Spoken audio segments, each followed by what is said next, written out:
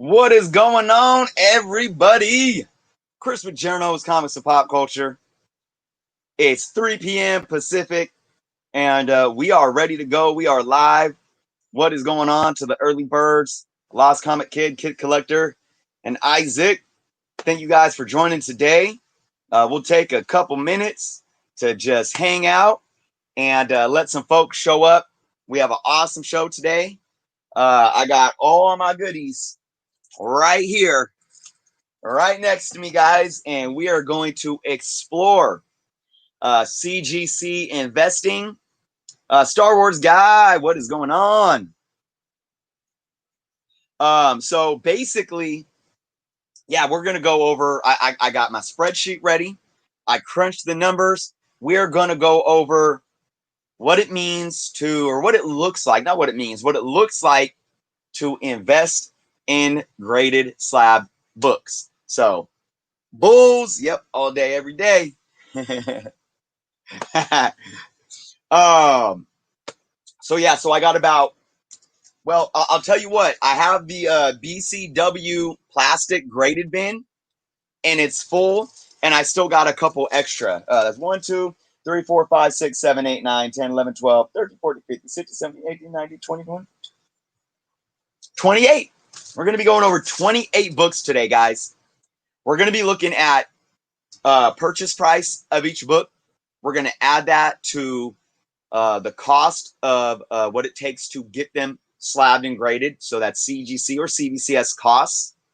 Then we're going to add those two up to equal a total cost of what it costs for me to purchase the book and get it slabbed. And that total cost is going to be matched with the fair market value of the book right now. And we're going to look at return on investment. And return on investment, if you don't know, that's basically the profit that you would make. So you look at the expenses that you put out for the book. If you sell the book at fair market value, what you take in, and of course the difference is the profit. So that's basically the bulk of this video. We do have a special guest coming on today, where we will be showing off some of his books and looking at what his return on investment was for a few of his books. That's my co-host Jeff from Comic Book Canon.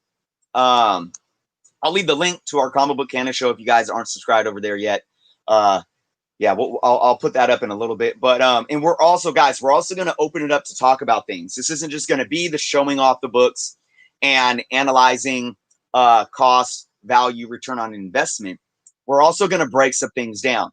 For instance, something that I've been talking about, I talked about a few times over the last few weeks, where, you know, I got into discussions with the fact that I think there's a lot of collectors that believe that if you send in a book to CGC, it's an automatic profit maker, right? Your profit margin is going to increase. You're going to get a higher return on investment. I have examples today of why that's not true, and then we can really dive into that and talk about it, right? There's so many variables that I think that we as collectors have to make before we send books out to CGC, CBCS, PGX, EGS, whatever company we're sending them out to, right? There's absolute solid questions that we need to ask ourselves, and variables that we need to look at before we just say, hey, I'm going to spend, you know, $35, $45 on a book to go get it graded, thinking that I'm going to flip it and make money, right?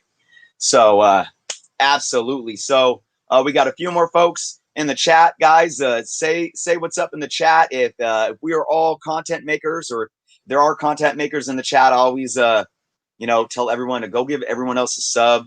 Ninja Slicer, what's going on? And of course, if you haven't subscribed to me yet, please do so.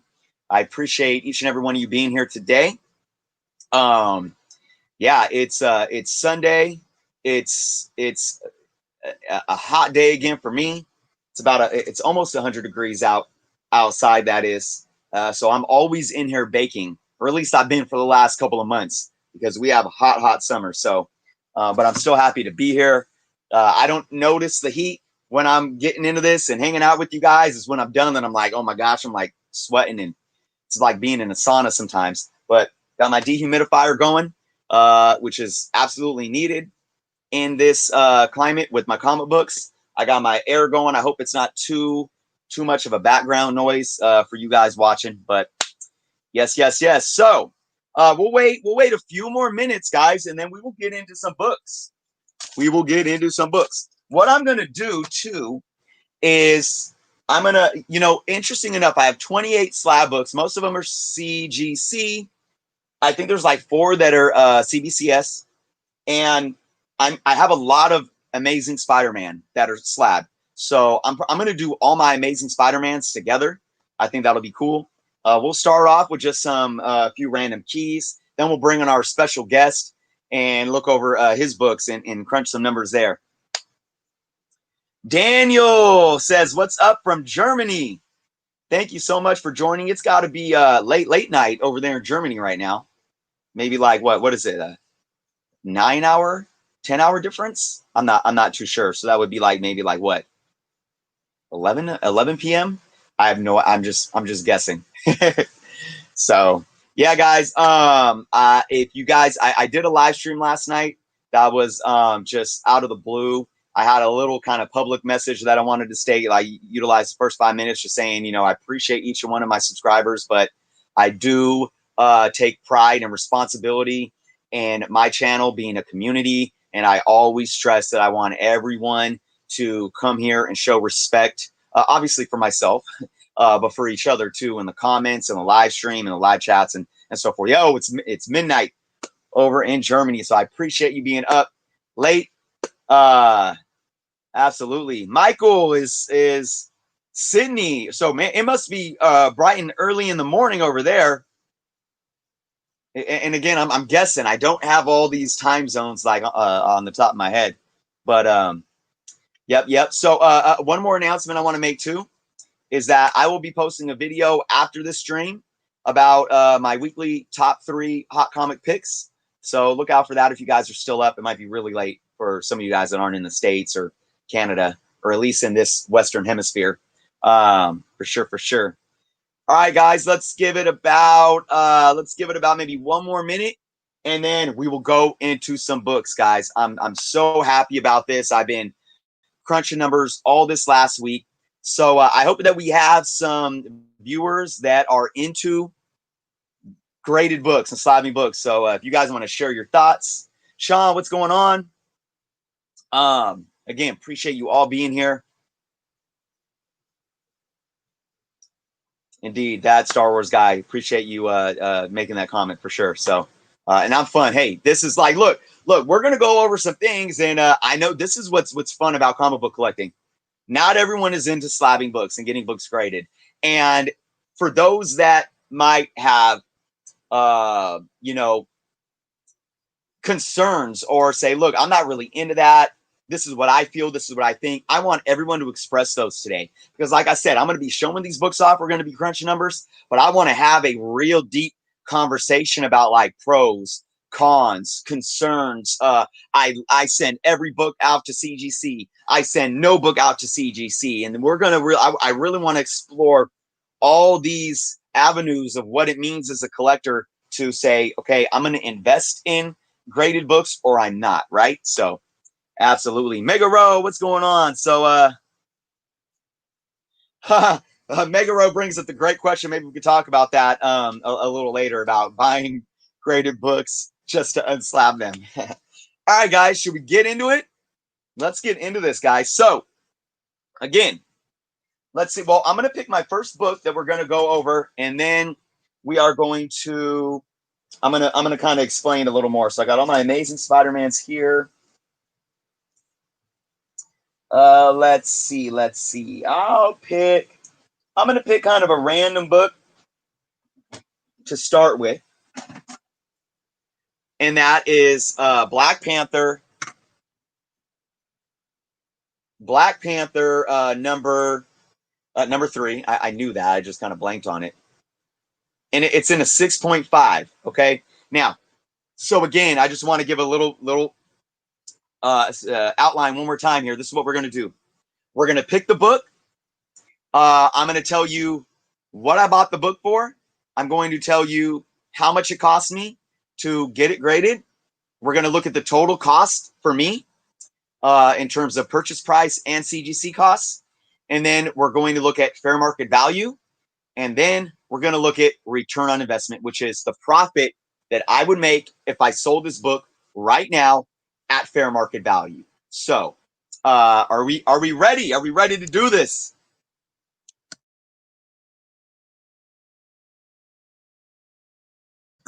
Okay. All right, guys. So, once again, okay, we got Black Panther number 3 into 6.5. Really nice, clean book. It's not a key. It is not a key. It's an awesome book to have. So let's bring up the numbers. All right. Black Panther number 3. My purchase price. I bought this on eBay already slab. My purchase price. Keep in mind, guys, purchase price includes shipping. Okay. I included shipping. It's part of my cost. So that's all already in there. $30. I paid $30 for this book. So my CGC costs were 0 because it was already graded. Pretty awesome, right? Because this book, if you would have gotten it graded, it would have been $18 plus shipping fees, which would have averaged out, to over $30. Now, so basically my cost total was $30 for this book. Fair market value for this book, guys,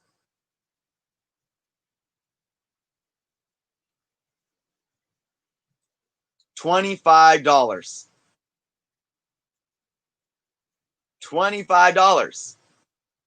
So, what does that tell you? The first book that I bought, what does that tell you guys? What is my return on investment if I paid $30 for this book and fair market value slab is $25? I took a loss. I took a loss, right? That's a five. If I was to sell this today for fair market value, I would have took a $5 loss. So already the first book that I showed off today proves that just because you get a book graded doesn't mean that it doesn't equate to a higher profit. Now, here's the thing, guys. Even in a 6.5, I could probably sell this book on eBay in a 6.5, call it a fine plus book, maybe give it a press and call it a very fine minus. Oh, look, it has a Newton ring in the case right here too. This might be a bit of an older slab, but I could probably sell this anywhere from $15 to $20 unslabbed. So, and I looked at the census. There's not. I think there's like. Actually, you know what? This is the only. This was the one. This is the only. This is the only CGC book in a 6.5 of Black Panther number 3 that was on the census. So, you know what's funny about this, guys? You know what fair market value is? My purchase price. My purchase price was $25 plus shipping. So my purchase price allowed there to be a fair market value for graded CGC 6.5 of this book. It's the only one on the census. So that goes to show, if I put this back up on eBay, I might be selling it for a little more than what I bought it. Sacto, thanks for joining today.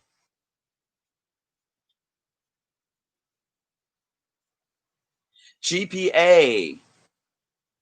Is that for the 6.5? I think that's what it's interesting because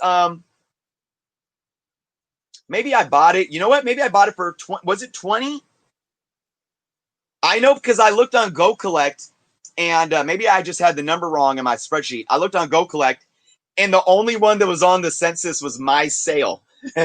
So that might be this. That might be what you're seeing too. So maybe I paid 20 for it and paid $10 shipping. Maybe I have that wrong. But ultimately, I did pay $30 for this. And, if I sold it now, it would be tough to make a profit on this book. So I'm still happy to have it. Look, man, this was the last book that I needed for my Black Panther Volume 1 run. And it's a really good 6.5 condition. So I'm not complaining. All right, guys, we ready for the next book? Flop 1, flip 0. I like that, Kid Collector. All right. The next one, Really happy about this one. That's my Spawn 300 cover J ASM 300 cover swipe in a 9.8. This was the first 9.8 CGC or slab book in my collection that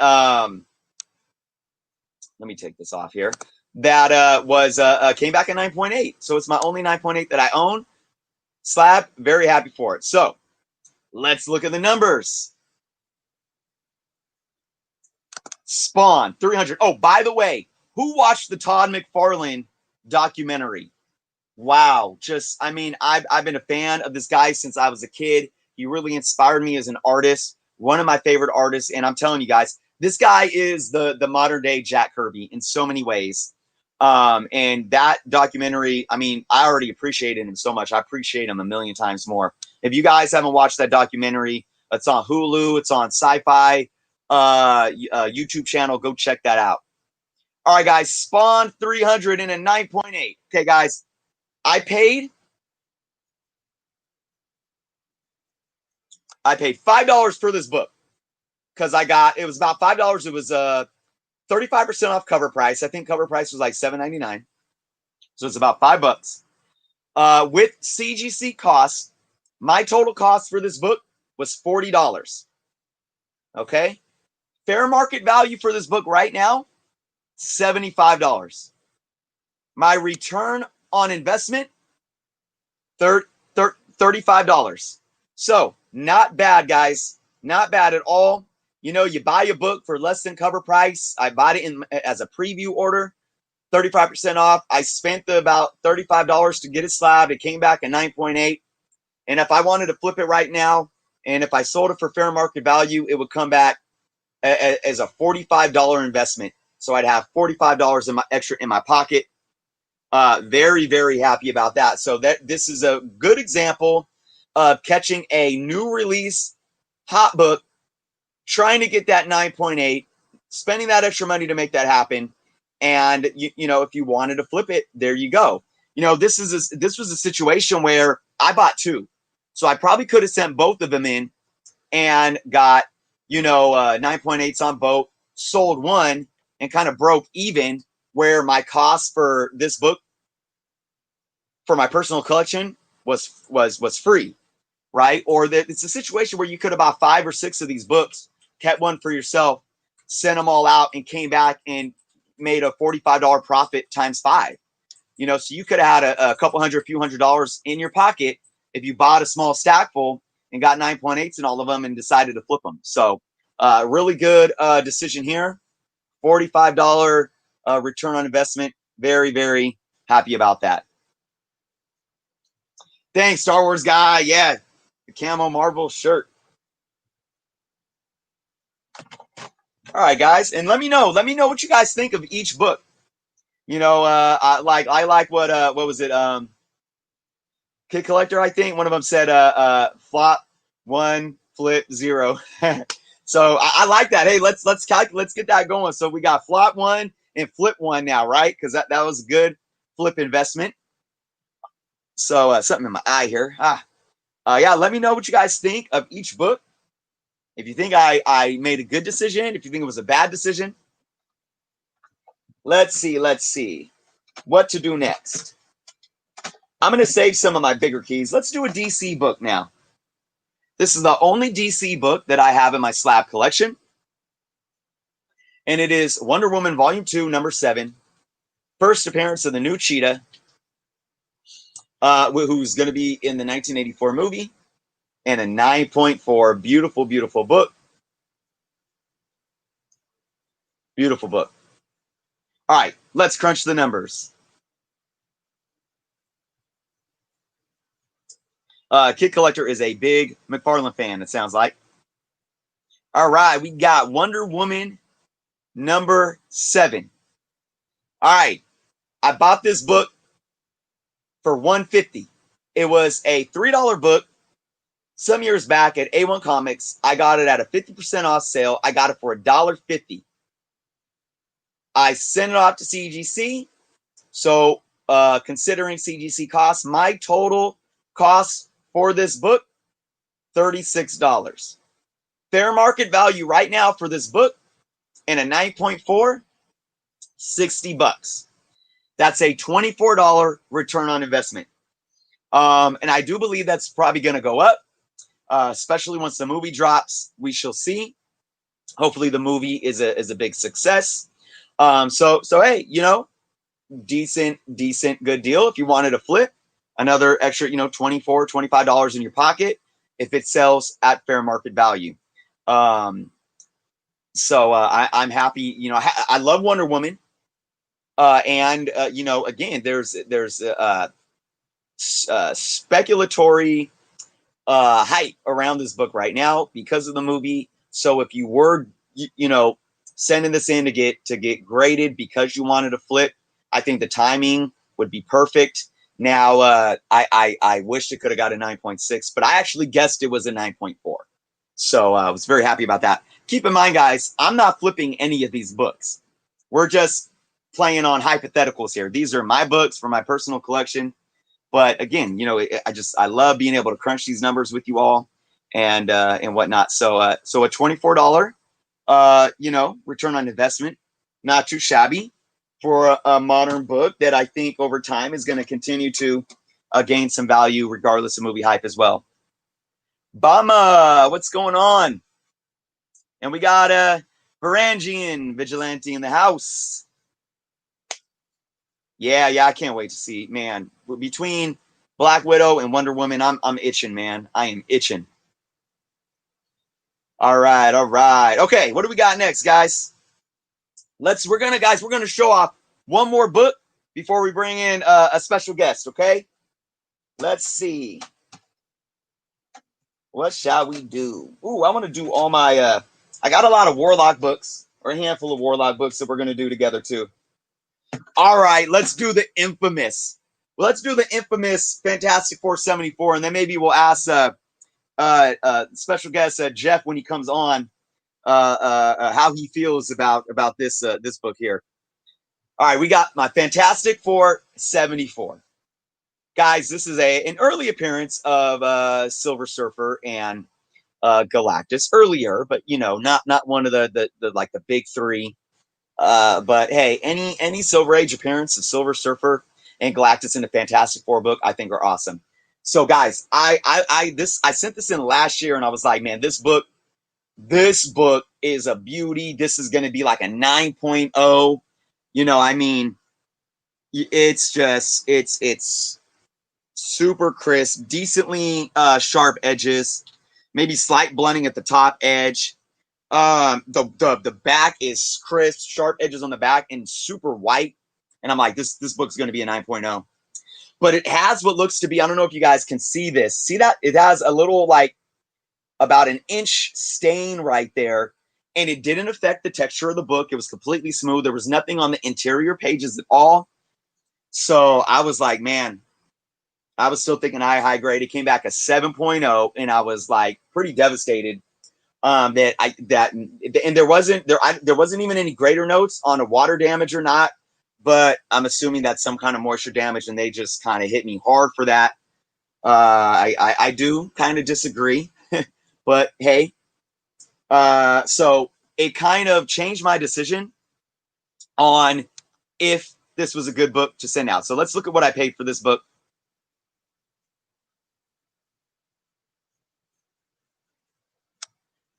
Fantastic Four 74. I paid $12 for this book. So it was still, I mean, look, this book raw in a 7.0. I mean, to pay 12, and that's with, if I bought it online, which I think I did, to pay $12, including shipping, is solid. I'll do that any day. Now, with my cost for CGC, my total cost for this book was $54. Fair market value, $90. So look, guys, that's a $36 return on investment still. So ultimately, you know, again, if I sold the book right now, if I sold it at fair market value, I'd be putting some extra cash in my pocket. Sacto says 7.0 90 day average is 80. 9.9 90-day average is 210. Massive difference. Exactly. I like this. I'm gonna put this up here. See, and this is why we're gonna take a break to talk about this real quick. This is why it is very, very important to for one, educate yourself on how to grade books. And I do talk about, I wish the industry evolved to be more transparent. We could talk about that a little later. But there are tools out there to help each and every one of us become better graders. And this is a book that I've been utilizing, the Overture Guide to Grading Comics. It's helped me so much. I mean, from the books that I sent in last year trying to guess the grade to the books that I sent in this year, I was spot on what? 7 books out of 13. I guessed the exact grade. And then the other, there was 4 more that I guessed 1 grade point off. So there are resources out there that can really help us. That's why we need to explore all of our variables. We have to understand that, look at this, doesn't get the grade that we're going to get. It could be a huge difference. A $80 fair market value next to a $210 fair market value, huge difference. And that can really make the impact. Look at what you paid for the book. Look at what the costs are going to be to get it slabbed, and make smart decisions. Okay. A lot has to do with the book itself, but a lot also has to do with the grade. Okay. So Sato, thank you so much for sharing that bit of information. I appreciate that. So okay, kid. So we got flop 1, flip 3. Not bad so far, right? So yes. And collecting chaos. I like this. There's always a risk to do anything with your books. Absolutely. Absolutely. Anything that we look at that involves the word investing or investment, there is always some sort of risk involved, no matter what it is. So, all right, guys, we're going to pause from my books.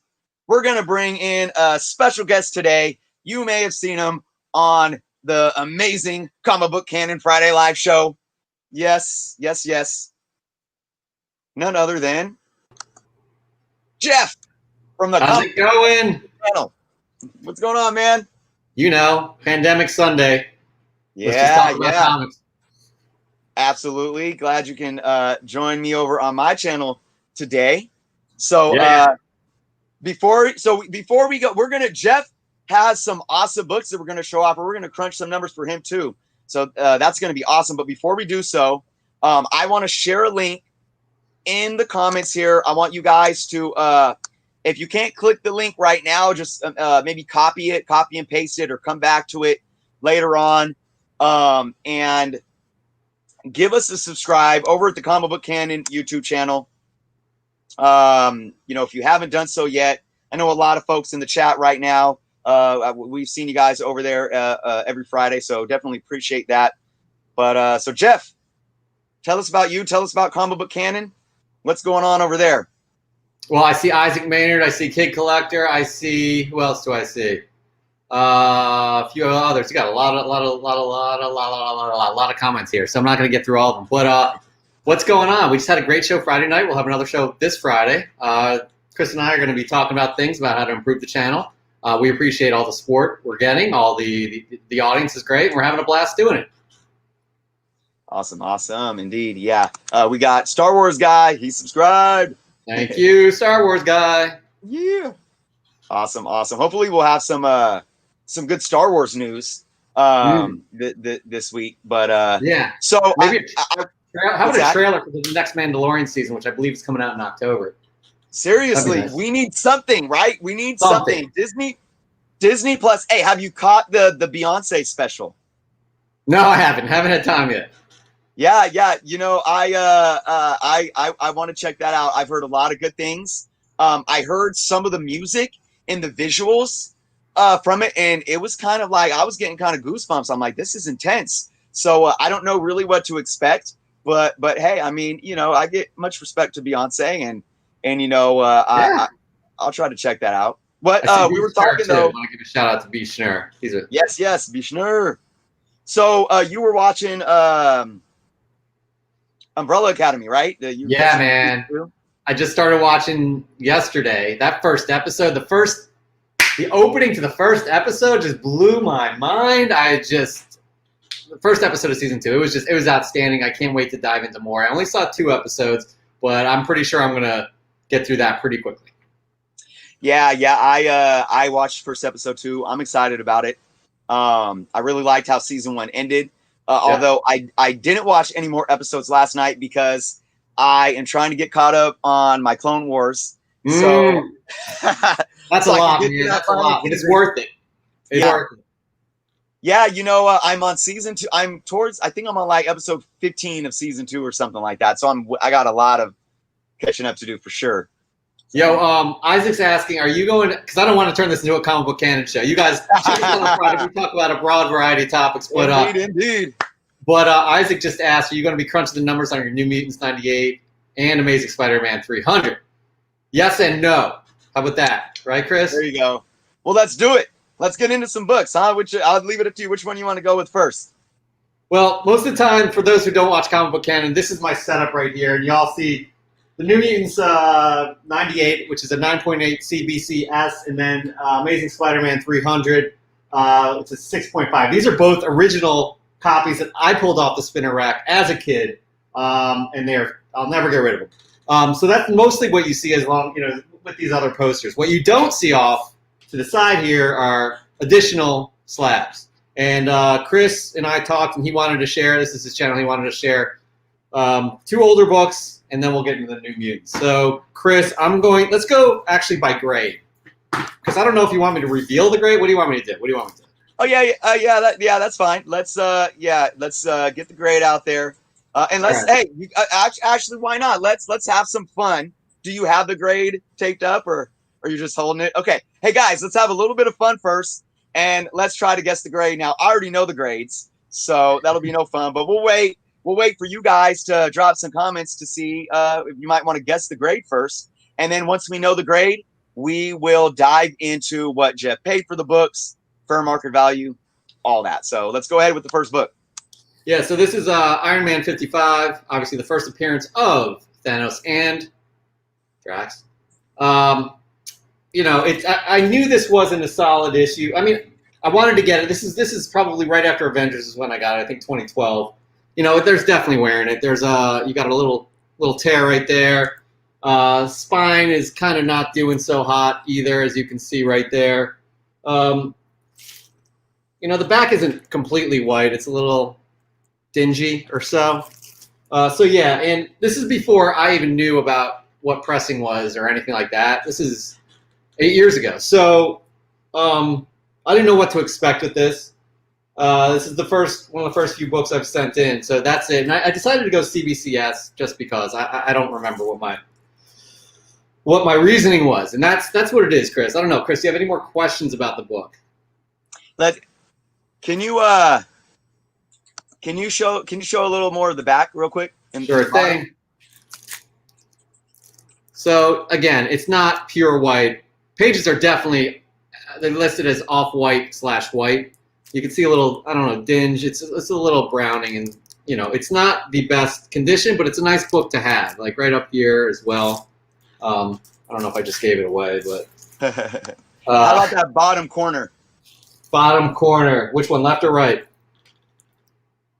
Both.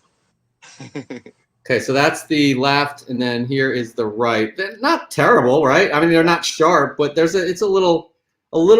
This one's just a little bit worn. This one's looking a little bit of, I would say, a little bit of like a spine tick almost on that bottom left. Yeah, we got some 7 points. We got a 4.5, 4.5 to 5.0, 5.0. Hey, I'm gonna tell you. I'll tell you something. I'm gonna compare that book with this one, which is a 6.0. So let's reveal the grade here and see if anyone was close to what the grade was. Here's the deal, though. With that book, that's a black cover, which makes it even more difficult, right? Right. Yep. So, all right, here we go. It is 6.0. And, I wasn't mad at it. It was a worn book. It wasn't pressed. And, it is what it is. I was happy to have this first appearance of Thanos and Drax. So, yeah.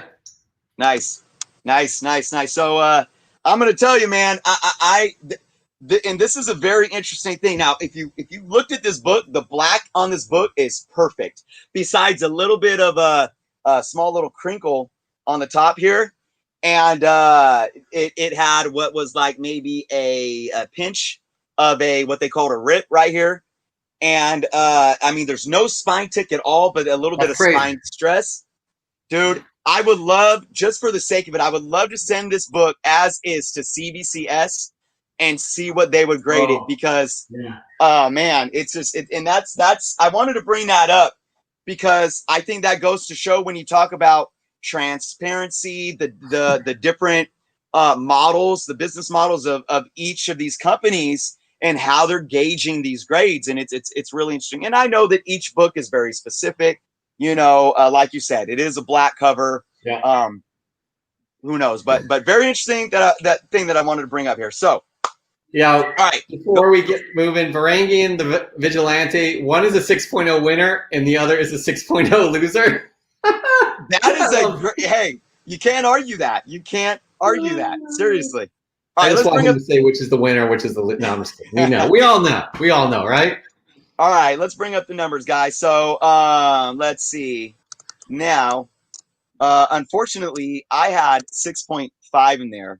So I'm going to pull up. I had the inaccurate number. It's just going to take me a second to see what this Iron Man 6.0 fair market value is. But the thing is first off, we have to look at what Jeff paid for the book.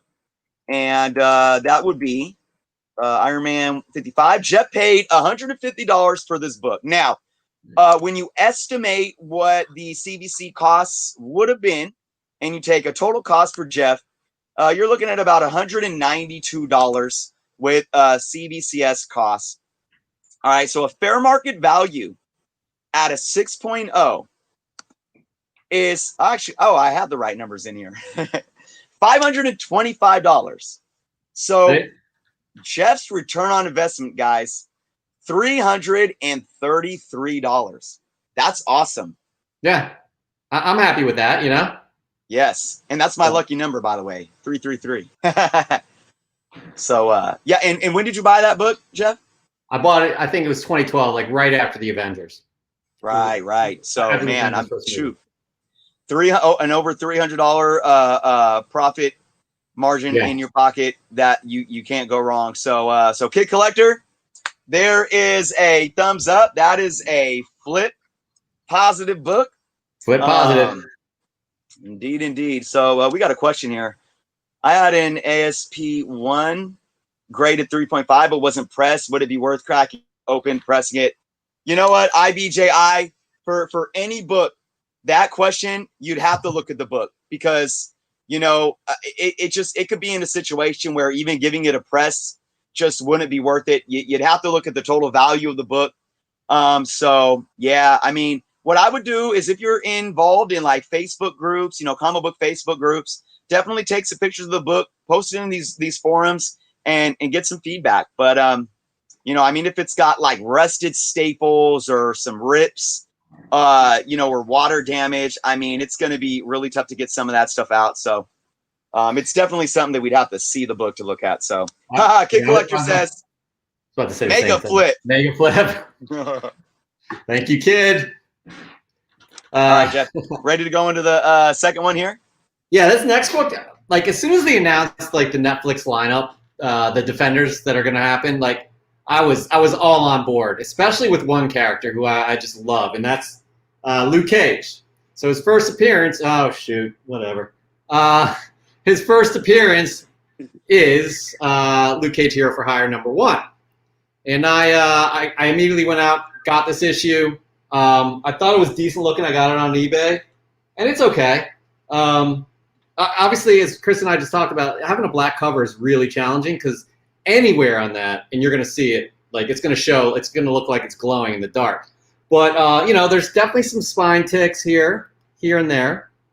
You can see an indentation right there. You know, the corner's a little worn.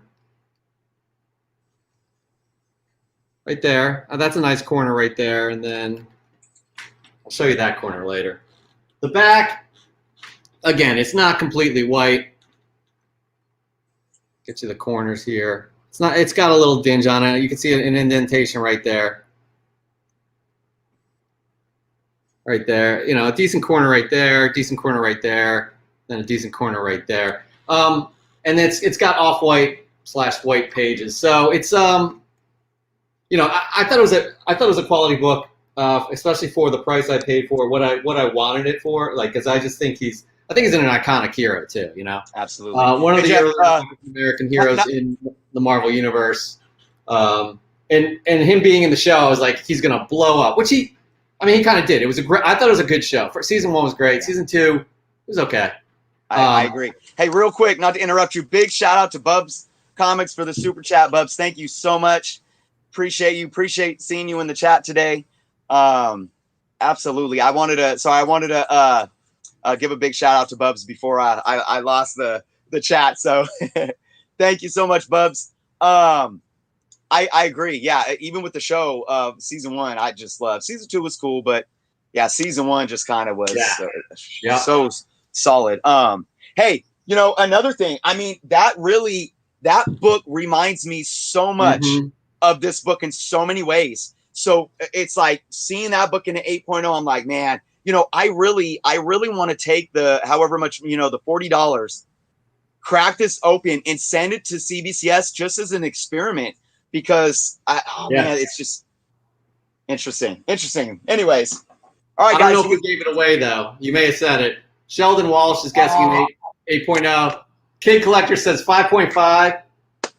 Varangian says 6.5 to 7. It short presents well. So yeah, I will say I do believe Sheldon got this in before I blew the surprise there. So go ahead. Yeah, 8.0. Honestly, man, I was very happy to get an 8.0 in this. Very, very happy. Yeah. I was ecstatic. I was like, what? I did not think I was getting an 8.0 on this one. Yeah, definitely. That's an awesome 8.0. Shoot. Yeah. Again, it's really making me want to experiment with the Spider-Woman book, but let's crunch some numbers, guys. All right. Heroes for Hire, number 1. Jeff paid $200 for this book with CBCS costs. It's an estimate of $242 total cost for Jeff. Fair market value in an 8.0, $425. That is a return on investment of $183. So, Jeff, how do you feel about that? Hey, it's a return on investment for a book that I'm not looking to sell. You know? So, it's good. Absolutely. That's a win. And like honestly, it's gonna go up. That's a character that needs to return again. He's just a great character. And I don't know if it's gonna be played by the same actor. I cannot remember his name, but I thought he was pretty good. I thought he embodied the role really well. But yeah, we're definitely gonna see Luke Cage again on the screen, whether it be TV or big screen. So yeah, I think so too. And again, what I always talk about is these Bronze Age first appearances and keys, regardless of movie height, MCU height, they are key books to have for the next, 10, 20, 30 years. Yeah. Because of that, slow increase in value that I think is going to continue to happen. So, man, Jeff, 2 books, two really, really solid numbers of in terms of profit margin here for sure. Before you say anything, though, yes. A lot of people may not know what the next book is graded as. Some of you do if you watch Comic Book Canon, which you all should subscribe to. We hope. Chris and I love doing that show for you all, so go to Comic Book Canon. But for those that know the grade of this next one, let's keep it quiet and see if others can guess. So I don't know how you want to do it. Indeed. I'm going to send. I'm posting the link to the Comic Book Canon YouTube again, guys. So go ahead and check that out. It's in the chat. It's right here. So if you haven't, copy it, go link it up later and give us a sub over there for sure. So, all right, yeah, let's do it. Let's hide that grade. All right. And, pulling it off the wall right here. For those that don't know, let's see if we could guess this grade. And Jeff, what's so special about this book, though? All right, what's special about this book is I pulled this off with the spinner rack as a kid. This book I've had for ever since it came out. So what, we're talking 30 years here. It's obviously, as you can see, it's in pretty good condition. Very sharp corners right there. Very sharp. Very sharp. And this is a darker colored cover. So obviously any wear on this would be showing. Not much going on. I thought it was in pretty good condition. I kept it really, not all my books were kept this clean or this, in this pristine condition, but, really kind of, I don't know how this one made it through, in such great condition and others really didn't. I mean, maybe you could see bottom corner here, a little dinged up a little bit, but yeah. So that's the book right there. There's not much, not many defects I could talk about. There may be a few kind of spine creases there. I don't know if you could see that, maybe, but otherwise it's in great shape, especially for being 30 years old, and I pulled it off of a spinner rack. So right. It looked like, is that kind of the bag that it's in? Yes. I kept the bag on this one. Right. Yeah, that so it's that a little was hard to say. Sorry. No worries. Yeah, awesome. I did see that little bit of a what's going on in the bottom there. That could be a cut. It could be a pressing cut. Again? Manufacturing cut on the bottom of the spine there, where could have came off the press like that. I mean, you got that black back, lots of black and dark colors on the cover too. So, yep, beautiful. We got a couple 9.4s in the chat. We got a 9.8, a 9.0. Let's do it. Right. All right. Ready? Boom. 9.8. Obviously, I was very happy with this. I didn't know what to expect. I just knew it was in great condition when I sent it in. Yes. Hey, I'll take it. Like you said, that's a situation where, and again, we're looking at it on camera, but and I really think what's going on with the bottom of that spine could definitely be off the press. So, yeah. So, I think Kid Collector, love you, man, but I think you cheated. He called 9.8. He was the only one to call 9.8. Yeah, Sacto said 9.6. Yeah. Let's see. Okay, let's bring up the number. So, cover price on that book. Who remembers the cover price on that book? $1. $1. Hey, and I probably bought it in Delaware, which has no sales tax. So we're talking $1 even. There you go. So Jeff paid $1, but then he did pay some fees to CBCS. I estimated those at $35. So we're looking at about $36 in total cost for this book.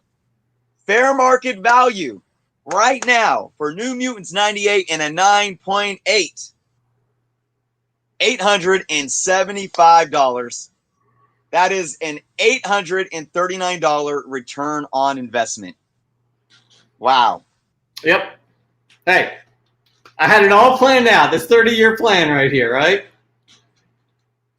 That's just awesome. What's really interesting is I collected X-Men so heavily as a kid, but I never bought a New Mutants book ever. Wow. So I missed out on Cable and Deadpool, but yeah, tough cookie for me to swallow there. I did have a New Mutants 87, and I traded that in to buy more comics, I think, back in the day. So, Yeah. I take that back. The only New Mutants book I did buy as a kid, but I don't know if it was before 98. It may have even been after 98, but it was the second printing of 87. Wow. Because at that point in time, everybody knew who Cable was, and Cable, you had to get that. So, but that is awesome. And I'll tell you, let's look at Jeff's total return on investments here. And keep in mind, I'm showing off 28 books. We're going to look at my return on investment. Jeff showed off 3 books, and his total return on investment, $1,355. So Jeff spent a total of $470, and profit that he would take in his pocket is $1,355. That's pretty awesome. What do you think, Jeff? Thank you. Thank you for letting me share. Look. I think let's take away the New Mutants book too, right? Because it's a different situation when you buy a book as a kid, and it's one of those books that ends up being a key and it's worth a lot of money. But when you take that away, you still your return on investment of those 2 books that were more recent investments, like over the last Mhm. 5-7 years or so.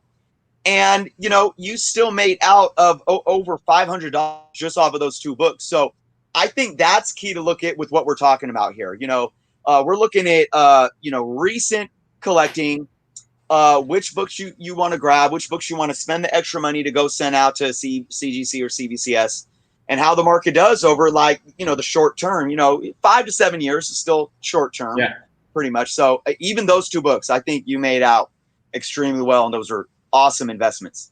Thank you, sir. Yeah, you know, and if you are looking to flip, it's obviously just following the news like very closely. Like those 2 books. The reason I did that, though, the Iron Man, I am a huge Iron Man fan, as well as you know, and I really do like Luke Cage, but I never really had the urge to go out and buy Thanos' first appearance. But you know, I just after the end scene credit there, I was just, you know, um, it just pushed me to do that. And then, you know, hearing the news immediately, I went on eBay. Hearing the news of the Netflix and the Defenders and what their plan was with all those Marvel characters, I was like, I just went on eBay trying to find Luke Cage. So That's awesome. That's awesome. Definitely. Yeah. You know, I always say you got to kind of be ahead of the curve. I always talk about the certain stages of speculation when it comes to movie hype. You know, there's the complete rumor stage yeah, where it makes sense for them to introduce, but there's just it's just all rumor. And then there's that next rumor stage where you get some kind of insider saying, look, there's been whispers, there's talks, look for this to be happening. And I always say, like, if you can get the books right then, you'll probably see them kind of increasing. But if you're willing to pay a little more than you did maybe a year before and get them right then before there's an official announcement, yeah, that's key. And it sounds like that's kind of, you know, where you got these books. Although we did see the Thanos, but keep in mind, very early in the MCU still, and I don't know if we really anticipated something yeah. so big No, as Infinity back War. then, no, Right. no, not at all. So So right on, Jeff. Well, man, I thank you so much for showing those off. I mean, you know, you're welcome. Did you want to hang out for a little bit longer, or you got some other business to take care of? I can hang out just for a little bit. I don't want to take over your show here because you got a lot of books to get through too, right? Yes, yes, yes. Well, how about this? You know, we got 8 minutes to the hour mark. Maybe we can show off a couple more books, and then, you know, we can let you go Yeah, relax for the rest of your Sunday. Sound good? sounds good. Let's do Sweet. it. Let's do it. Okay, guys. So yeah, let's get into a couple more books. Let's do this one. Yeah, let's do this one with you here, Jeff, because I want to hear your thoughts on this. This is my my Spider Woman #1 6.0. Now, I bought this on eBay. The seller said very fine near mint, and that specific grade is a 9.0, and he did say very fine near mint 9.0. Now, when I got the book in my hands, I was like, this is a clean book. Was I a little bit, you know, kind of had a preconceived notion of the grade based on the seller? Maybe. And I'm always one to say, believe me, like I will go on YouTube, excuse me, eBay, and if Mhm. I see a book that's like not the grade they're showing it, I'll message them. I will. I'll be respectful. I'll be like, hey, like, respectfully, I really don't think that this book is a very fine near mint. I mean, come on, like, look at those huge color breaking creases. This is a mid grade book all the way. I think you need to be more accurate in your, like, I will tell people. Maybe I'm an a-hole for doing that, but so basically, what I'm trying to say is you got to take eBay sellers grades with a grain of salt, or any Yeah. seller's grades with a grain of salt. But seriously, I thought this book, looking back, I still look at this book and I say this book is at least a 7.5, 8.0. But ultimately, I got a 6.0, and let's look at what I paid for the book. Kingdom Comics, what's going on? He's got a question. I'm going to get to his question in just a second. We're going to look at these numbers for Spider-Woman #1. And let's see, Spider-Woman #1. Okay, in a 6.0, I bought the book, shipping included, for $25. With CGC costs, my total cost put into this book was $60. Fair market value on the census right now in a 6.0. Jeff, you want to guess? 6.0. Oh God, I'm scared to for you, man. Just for the sake of you, because it still hurts. Because I remember watching you find the grade out yourself, and man, I've not seen you like that before. So I can't. I mean, I can't. 6.0. I don't know. Maybe $70. Yeah, you think $25. Shut up! Shut $25. up! Now here, this Oh is my another one. God. There is yeah. I know. There was only a couple on the census. There wasn't that many on the census. I don't remember, but it was low on the census in a 6.0. This is a book that obviously is gaining value. I think the character's getting recognized more, and there is talks that she is going to show up most likely on Disney Plus. It's going to increase, but guys, here's the big thing that I want to talk about. That's a $35 loss. And here's the thing. I can crack this book open right now, give it another press, and sell this book as at least a very fine plus. Mm-hmm. And make more money than selling it as a CGC slab as a 6.0, hands down. So, once again, everything you do, Silver Age Dave, what's going on? Everything you do when it comes to sending a book into CGC, you have to do your due diligence. You have to look at every single variable, and you have to make a smart decision, because not everything is a guaranteed return on investment. Now, I mean, Jeff, do you feel from, and I know you haven't held this book in your hands prior to it being slabbed, or even with it being slabbed, you've only seen it over camera. I mean, do you feel that the grade is valid, or that maybe it was kind of an off day for the grade? Or the way I feel about it is that you have a pretty keen eye. You've been doing this for a while, and I trust what your instinct was, to be honest with you. And I'm very disappointed based off of that, knowing that you have you've done this quite a bit, and to get it back at such a low grade that you didn't even expect, it makes no sense to me. So I think it was the grader was having a bad day of some sorts, or there was a mistake made where they swapped with somebody else's issue. I doubt that happens, but right. But yeah, man, I don't believe it based on, because I haven't held it in my hands, but based off of what you said. Yeah. And I appreciate that. And like I said, I'm very humbled to know that, this book probably isn't a 9.0. But I mean, I really think, like I said, I mean, looking at it now, if I had to be conservative, even in as a conservative eye, I would say 7.5, and I couldn't even imagine it being lower than a 7.0. So it's very disappointing. Really interesting, though, that question that I was going to get to kind of goes to what we just talked about. Kingdom Comics says, do you think that this video is inadvertently promoting CGC? We're talking about ROI versus Raw and so forth. Interesting enough, Kingdom Comics didn't know that the book that we were going to be talking about right after he said this was basically questionable grading by CGC. So Kingdom, thank you for that question. I think no in here for a couple of reasons. For one, because it's not always foolproof. It is not always foolproof when it comes to these grading companies. There's the lack of consistency sometimes. We are showing off CBCS as well. And I was just saying, I don't know, Kingdom, if you were here for that, but I was saying, I want to spend the money just to experiment. I want to crack this bad boy open and not even touch it, and send it into CBCS and see if I can get that 7.5 or 8.0 or whatnot. And it just as an experiment. So, look, here's the thing. We can't ignore the fact that CGC, CBCS, and all these companies are a part of the hobby right now. They're a part of the industry. They're a part of the hobby. So, I think it's like doing a haul and it being a Marvel haul. It's like we're not sliding DC or independent books when we're showing off Marvel books, for showing only Image books in a haul, and we're sliding DC and Marvel. I think it's the same thing here when we're showing off slab books. We're not necessarily promoting one thing or the other. We're being subjective and objective, and we're just kind of adding context to something that is very, very important to the hobby these days, regardless of if you like it or not. And I said that in the beginning of my stream.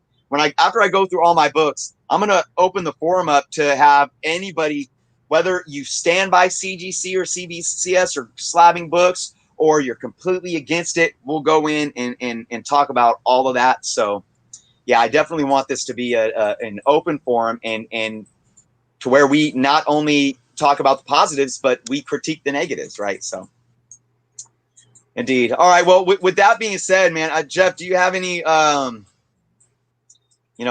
words you wanna say before we let you go here? No, just thanks for having me on the show here. I'm looking forward to watching the rest. Excited to see. I don't know, how many have you gone through? I've only gone through 5 of my Okay. own. So yeah. All right. Well, I'm looking forward to watching it. I really appreciate you having me on and being a part of this and hanging out with all you fine people. Thanks so much. Check us out every Friday, 9 p.m. Eastern Time, 6 p.m. Pacific on Comic Book Canon. Chris may put the link in again one more time. I don't know. Yep. But we have fun. We have a good time talking about it Friday. Yeah, you read my mind. There you go. All right, guys. But thanks so much. I'll see y'all soon. Thank you, Jeff. I appreciate you stopping by. Sure. Yeah. See you Friday. Awesome. Again, thank you so much to Jeff for coming on. That was awesome. So, Kid Collector with the update. Flop 2, flip 3. Hey, another thing, and I appreciate these good comments, guys. Sacto says that's kind of book really only worth a slab and a 9.6. I agree with them if you're looking for that flip. I would disagree in the sense of I'm not selling it, and I do believe in a couple of years this book will be worth the slab, even in a 6.0.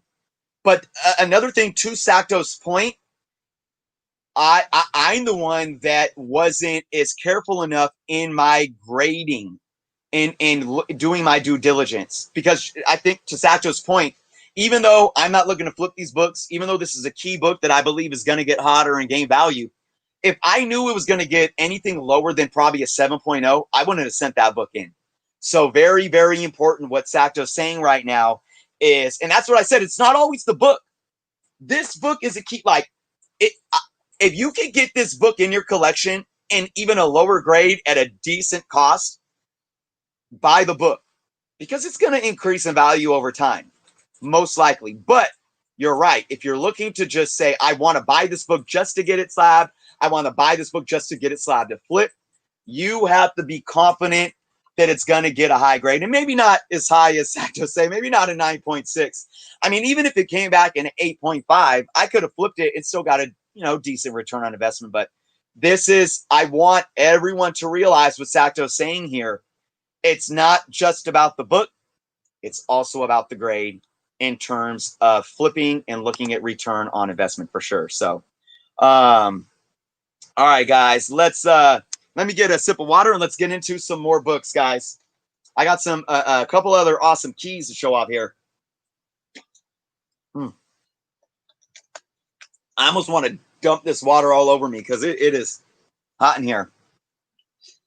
All right, so happy to see Silver Age Dave in the chat today, guys. Again, Kingdom Comics, go sub all these guys up. All right, next up, guys, we're going to show off the Wolverine Volume 1, Number 1 that came back at 9.6. Very, very happy with how this book came back. I guessed it to be a 9.4. Came back at 9.6. So happy, right? All right, let's look at the numbers on this, guys. Wolverine, Number 1, and a 9.6. I paid $62. It's including shipping.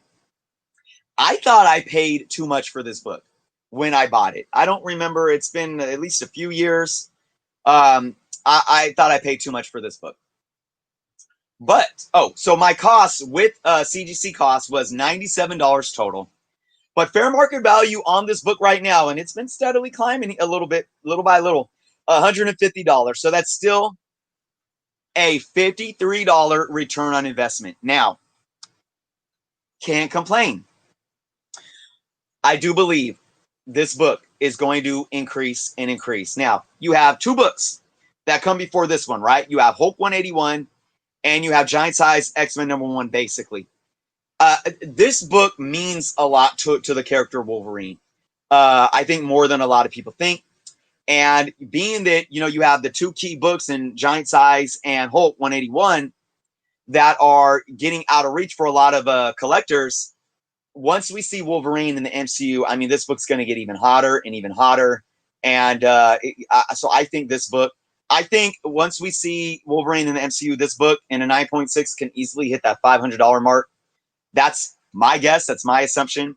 So I'm very happy to get this book back in a 9.6. And hey, again, if I was to sell it today, I would have, you know, over $50 in my pocket. So, Aaron Turner, what's going on? All right, what's next, guys? What is next? Ooh, this is a good one. I love this book. Captain America number 109, The Origin of Captain America. Guys, a 9.2. Beautiful Silver Age, later Silver Age, but still beautiful Silver Age book. White cover in a 9.2. Just beautiful. It has a date stamp right back there. Now, let's look at what I paid for this book. Captain America. Where is it? Oh, look at that. I didn't add it in my list. I did not add it in my list. So I'm going to have to pull it up on my app. Fail on my part. I thought I put every book in. But don't worry, guys. We're going to get to this. We're going to go to my cap. And I love CLZ. And I'm not sponsored, but I'm going to say, guys, if you don't have the CLZ app, it's just, I love it. I stand by it. I use it so often for cataloging and putting lots of information. And it's right here. You could go and you could put in what the grade of the book is, the grading company, and what you paid for the book. So we got 109 right here. My internet is just acting a little slow. So I apologize, but we're going to pull this up. And we're also going to pull up fair market value right now. So we got Captain America 109. Ooh, beautiful book, 909, 9.2. All right, so a fair market value for a 9.2. I don't know why this isn't coming up. 109. Oh, maybe the app's a bit off today. All right, we got a fair market value of $280, guys. I paid about $60 for this book. So when you put those numbers together with what I would have paid for fees is about $105. So you're looking at $280. It's about $175 return on investment. Not bad at all. Not bad at all. $175 return on investment. And man, I knew this was going to be a high grade. I think I guessed a 9.0 when I sent it in, and it came back a 9.2. I did give it a press before I sent it out, but it was already just an amazing looking book. So that's a solid return on investment right there. This is part of my complete Captain America run. Very, very happy to have. Simon R is in the building. What's going on? All right, guys. Let's do some Warlock goodness. I got a good few Warlock books, guys, and I want to do these in order. And let's start with Thor 165, first him in a 4.5. I originally thought this book was going to be more like a 5.5, 6.0, but it does have one big color crease. And this was, you know, in my early days of trying to guess grades. So it came back at 4.5. I was a little disappointed, but looking at it now, I get it. I mean, I still look at it and think that on another day, it could have got a 5.0. But I mean, because even the back is nice and white and clean. I've seen some 4.5s that look pretty beat up. But I think they just hit me really hard on that color break. But let's pull the numbers up here. Thank you, Kid Collector, man. I really appreciate you keep a track. We got 2 flops and 5 solid flips. All right, all right. So Thor, 165. I paid $135 for this book. With CGC costs, it's a total cost of $177. Fair market value, 190. Return on investment, $13. So, hey, look, if I sold this book right now for fair market value, I could probably get a little chunk change in my pocket. I didn't take a loss, but this is another situation where, you know, I thought it was I thought it was a bit higher grade. I think what I paid for it reflected that. And it came back 4.5 and not like a 5.5, 6.0. So that definitely hurt the return on investment. Again, I'm going to reiterate, it's not just about the book, it's about the grade. But, you know, still, hey, look, this book probably would be more money right now if the James Gunn situation didn't happen and we had more solidified information that Adam Warlock, you know, we saw a sneak peek of him in the MCU. I'm assuming that he's still going to be popping up. But, you know, I think once that happens, this character is going to get even hotter. I mean, he's been hot, and we've been sitting on these books. And again, this is just a Silver Age book and a character that I loved growing up. And regardless of movie hype, we're going to see slow increases. Absolutely so. Am I disappointed in the grade? Maybe a little bit. Am I happy to still have this book and happy to have it slabbed? I am. Absolutely. All right. Continuing on. Star Wars guy, thanks for stopping in. I really appreciate it. Continuing on for my CGC Warlocks, I got a CBCS. So this is the first CBCS that I'll be showing off today. And it's Marvel Premiere #1, the first appearance of Adam Warlock. So this is the first appearance of him as Adam Warlock, and that's in a 6.5, a nice solid grade. It's a really beautiful book, being that it's a black cover, little off centered. That's okay. A little few, we got rounding of the edges and a little few color breaks. Overall, I was happy to get this book. Let's look at what I paid for this book. For Marvel Premiere #1, I paid $85. Now, here's the good thing.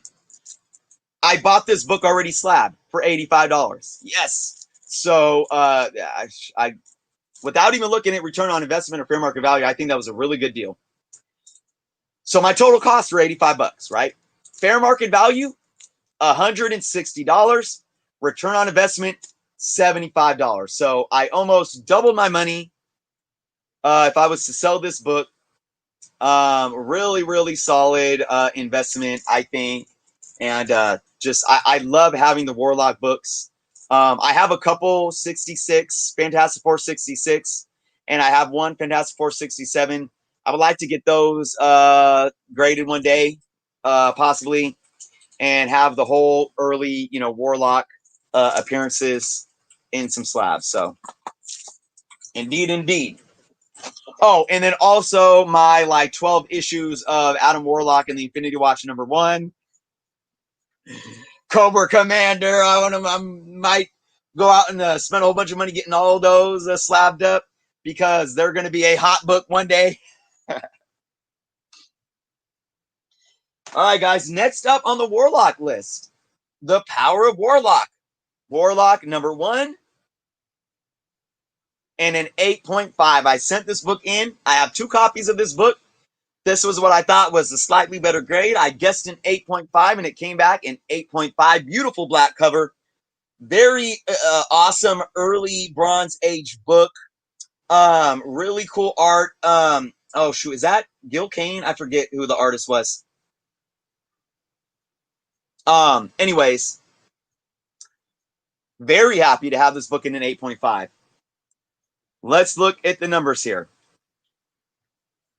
I paid $29 for this book. Again, that's including shipping. After CGC costs, my total cost on this book was $71. Fair market value, $80. $9 return on an investment. Now, here's the thing, guys. I this is a book. This is a long-term investment book for me.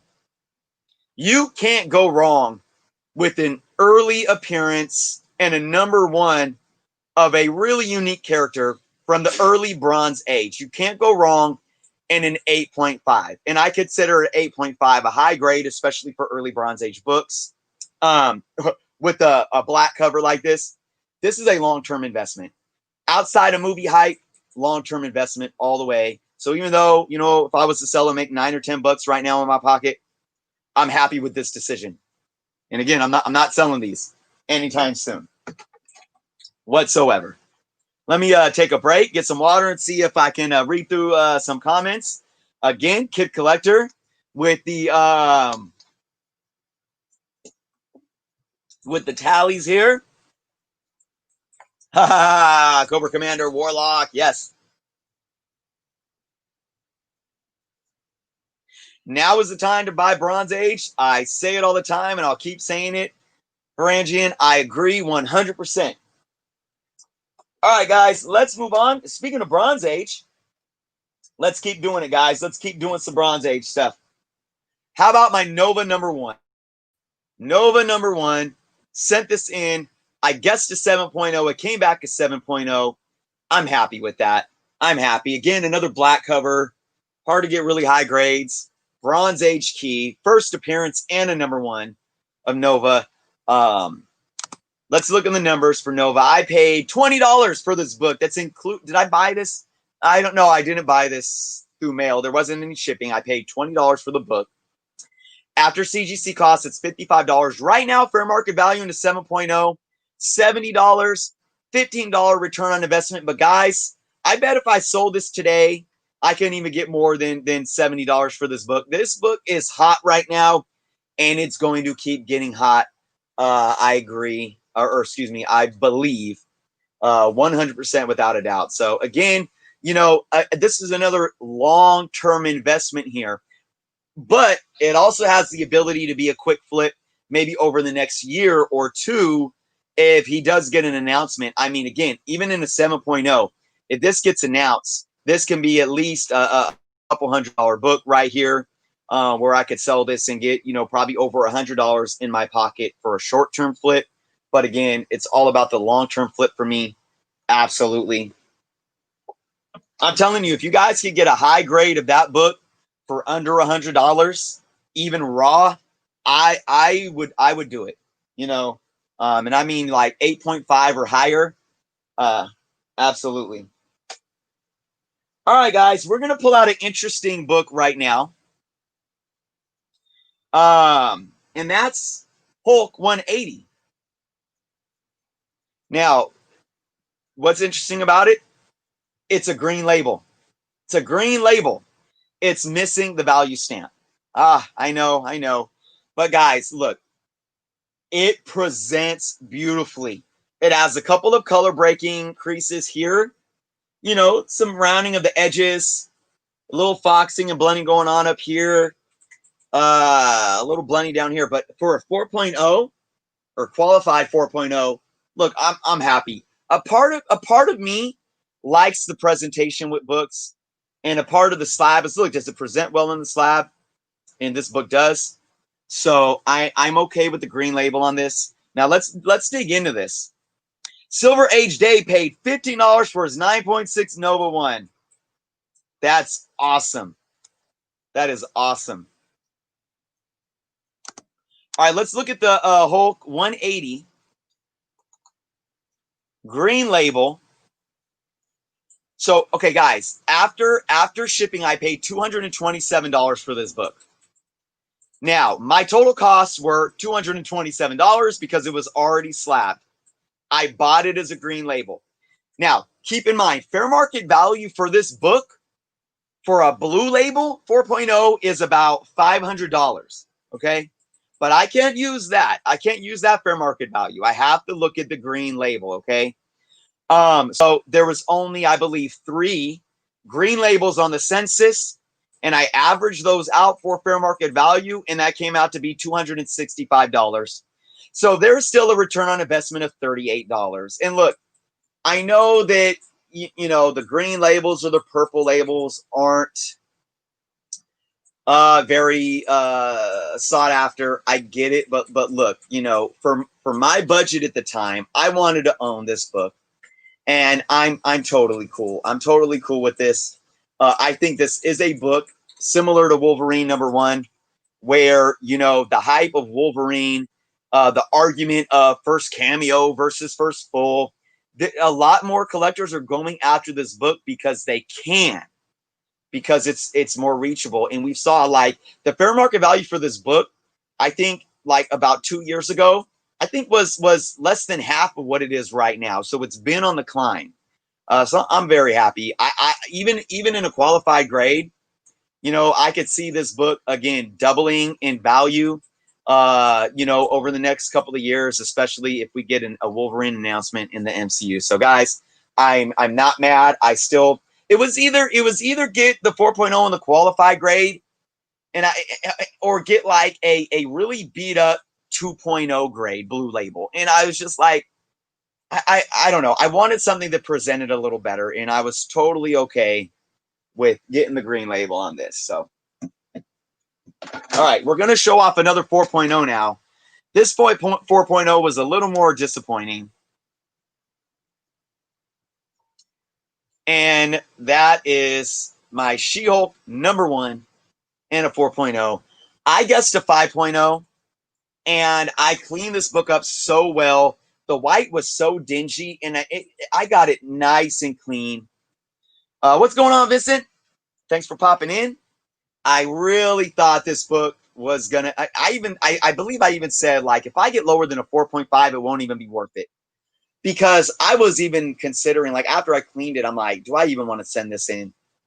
And of course, I mean, like, again, this is another book that I think if I sent it back in tomorrow, it can easily get a 4.5. But hey, it came back a 4.0. A little disappointed in that, but it is what it is. Let's look at some numbers. Savage She-Hulk #1. Really cool thing about this, I paid $2 for this book. $2 when I was a kid in the back issue bin. My total costs, including CGC, is $37. Fair market value for a 4.0 right now is only $40. There's not many of them on the census. That's a $3 return on investment, basically kind of breaking even. But guys, this book is going up, especially in the higher grades. Again, just to Sacto's point that he pointed out some time back, this is a book that for the short-term hype, for the flip, you want to look at getting those higher grades. You know, I would say probably a 8.0, maybe 8.5 and higher for this, to really think about flipping in the short term because of the Disney Plus hype. But long term, hey, I've always thought She-Hulk was underrated. I really do. And this is another, just like Nova #1, this is another Bronze Age book. I know it's later Bronze Age, but this is not only her first #1 in a solo series, but it's her first appearance. And I think that is key. I think this book is going to be more sought after over time, long term, outside of movie hype. So a little disappointed in the grade, but ultimately, I think if I was to sell this book in 10 years from now, I will have a lot more money back in my pocket for sure. So, all right, guys, I have a couple more keys that I can show off, but I would like to get into some Spider-Man books. Who wants to see some Spider-Man books? Aaron said, I scored a 9.0 for 125. Aaron, which book? I want to know what book you got in a 9.0, because I know there was a couple things going on in the chat, and then I was showing off. Black Sheep, what's going on? Get some water, guys. Pause for an infomercial. Not even about the brand, guys, but if you guys can drink some alkaline water, I'm telling you, it goes down smooth and it keeps your body pH balance. All right, good health, mentally, emotionally, and physically. Get that alkaline water. Watch out for brands that bottle their water and they're extremely acidic, such as Aquafina. Stay away from them. Crystal Geyser is a good one that is very alkaline. And I know that's a popular brand, but I am an advocate of the alkaline water. Absolutely. All right, guys. Moving on. Spider-Man books. Let's do it. Let's do it. Boom. How about this one to start? Yes. Kid Collector says, Spider-Man, my favorite character, so relatable. Oh, Aaron, She-Hulk #1. Nice. For 125, was that raw or graded? We have first appearance of Gwen Stacy, Amazing Spider-Man #31, and a 5.5. I guessed this book to be a 5.0. It came back a 5.5. Very, very happy about that. Very clean book. Very clean book. Spine's a little beat up, but this red just pops so much still. All right, guys. It's a CGC. Nice. That's a good score, Aaron. Absolutely. All right, guys. Let's look at some numbers. Let's do it.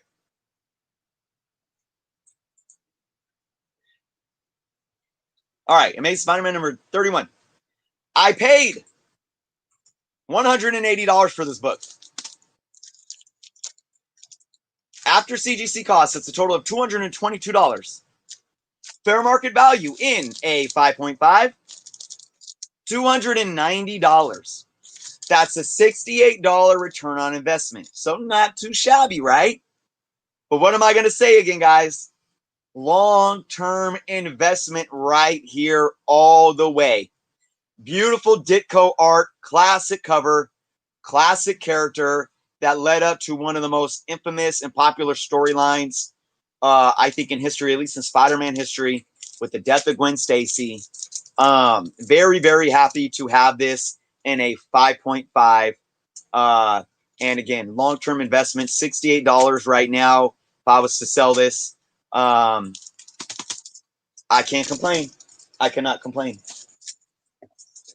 Now, stick it to the theme here of Spider-Man and Gwen Stacy. All right, so I thought this book was going to be a 6.0. So I was a little bit disappointed with the 5.0 grade, but and I think the reason why is because there is a cracking that runs parallel to the spine, not just your spine ticks, and I think they really kind of hit that hard. So because it presents really well. But I think the seller and I remember when I bought this book, the seller and I were going back and forth. And he was just like, I got him down a little bit. And then he was like, I can't go any lower than this. And I was like, man, I don't know about that. But I said, okay, let's do it. Because I did think it was going to be a little bit of a higher grade. But let's go ahead and look at the numbers. We got Mega Spider-Man #121 in a 5.0. Purchase price, $195. That's after shipping. My total cost after CGC is $237. Fair market value, $200 in a 5.0. That is a loss of $37. So, again, just because you buy a book and spend money to go get it CGC'd, it does not mean more profit in your pocket or a higher return on investment. Here's the thing, guys. I could have not spent the $40-something to get it CGC slab. I could have, gave it the press, cleaned it up, put in some Mylar, and tried to sell it as a raw 6.0 or Fine Plus or whatever, right?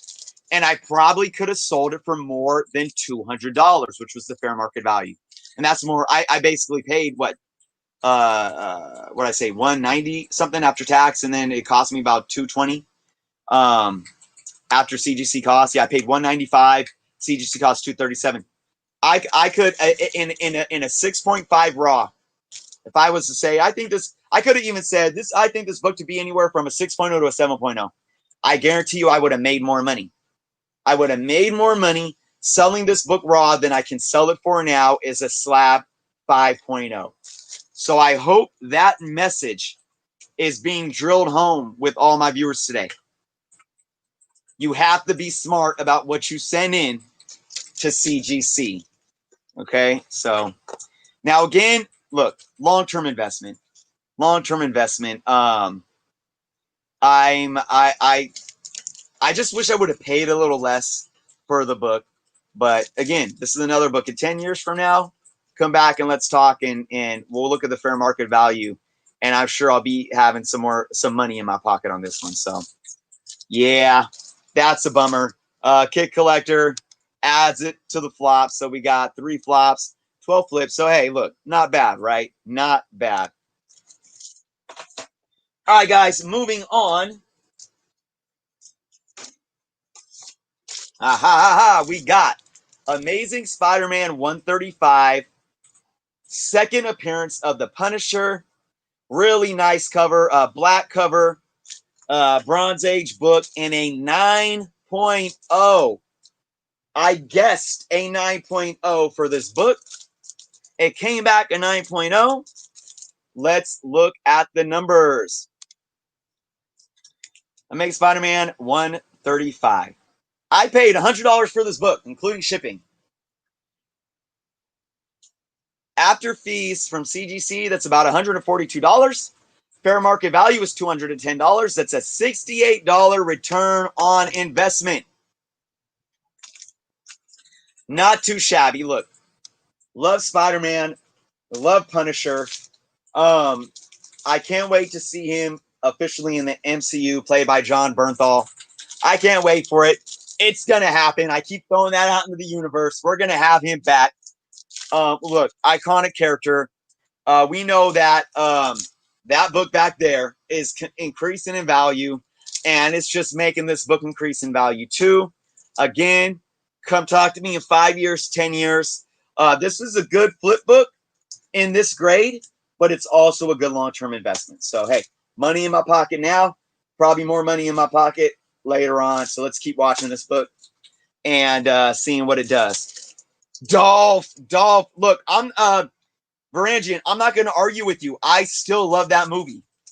The original Punisher movie. I still love it. When did that come out? 1990, I think. Woo! It is hot in here. All right, guys, moving on. Another Amazing Spider-Man, and we got Amazing Spider-Man number 210, first appearance of Madam Web, and again in a nice, decent high grade of a 9.0. Let's look at the numbers. All right, Amazing Spider-Man 210. Guys, I paid $5 for this book. I'm pretty sure I paid under $5 because it was at an A1 Comics sale. The book was under $10 and it was a 50% off. So I more likely paid like $3 for the book, but I'm just saying $5. With CGC costs, my total cost was $40. Fair market value on this book, $130 in a 9.0. That's a return on investment of $90. This was an ultimate flip book for the price that I bought it. But again, we have a theme going on here. Another long-term investment. Absolutely. But if I flip this right now, $90 in my pocket, great. Great investment. I really hope to see Madam Web in a live action film. I don't know about a Madam Web standalone film, but I love what she can bring to the table playing in with Tom Holland's Spider-Man. So really awesome return on investment there. The Uncanny Kawaka. What's going on, man? Thanks for joining today. All right, guys, I'm not done. We got more Spider-Man goodness. We got Spider-Man 299 and another 9.0. We got a Spider-Man theme here going on too. 9.0s. Beautiful book. I thought this book was going to get an 8.5. It came back at 9.0. There's a little bit of yellowing on the spine, and I'm glad it didn't really impact the grade. So very, very happy to get this. Let's look at the numbers here. I paid $25 for this book. After CGC costs, it's a total cost to me of $60. And a 9.0, the fair market value is $80. $20 return on investment. Not bad. Look, again, Venom and Todd McFarlane, and when you put them two together, and again, I said earlier on in the stream, if you guys have not watched the Todd McFarlane documentary, what's it called? To Hell I Won't, I think it's called. Amazing. It's only 45 minutes long. Amazing documentary. I loved it. Loved it. I do believe this book will continue to increase in value. I think Venom's going to continue to be in Tom Hardy's Venom is going to continue to have success. And oh boy, I can't wait to see Tom and Tom face off. Tom Holland and Tom Hardy. Wow. So we know that ASM 300 continues to increase. This book is on a steady incline. Absolutely. Look, 20 bucks extra in my pocket right now. What am I continuing on saying here? What do I keep repeating? Long-term investment. Even for a modern book like that. Absolutely. And now, yes, Aaron, I agree. Another book that I do believe will only keep rising. And here it is, one of my favorite covers of all time. Amazing Spider-Man number 300 and an 8.5. I wish I could have continued the 9.0 theme we had going on there. But hey, an 8.5, I can't argue. It's a beautiful 8.5. Really beautiful 8.5. Let's look at the numbers. All right, I paid $285 for this book, including shipping.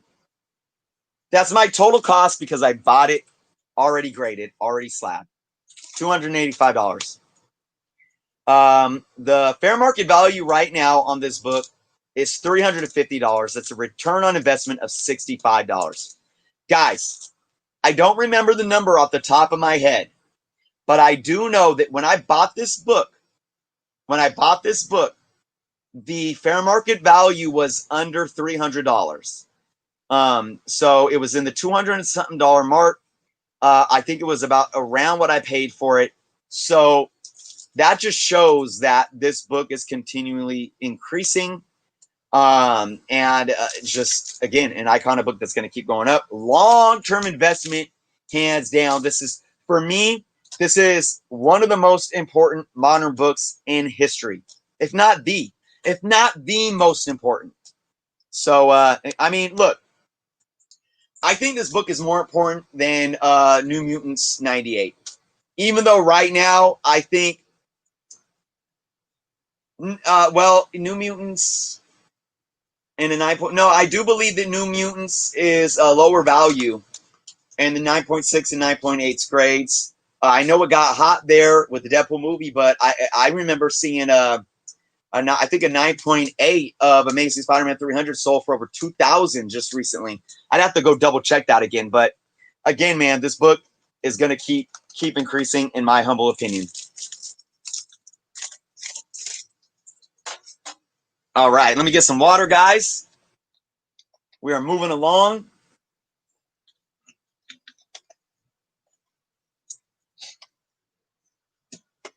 Definitely got some more Spider-Man books here.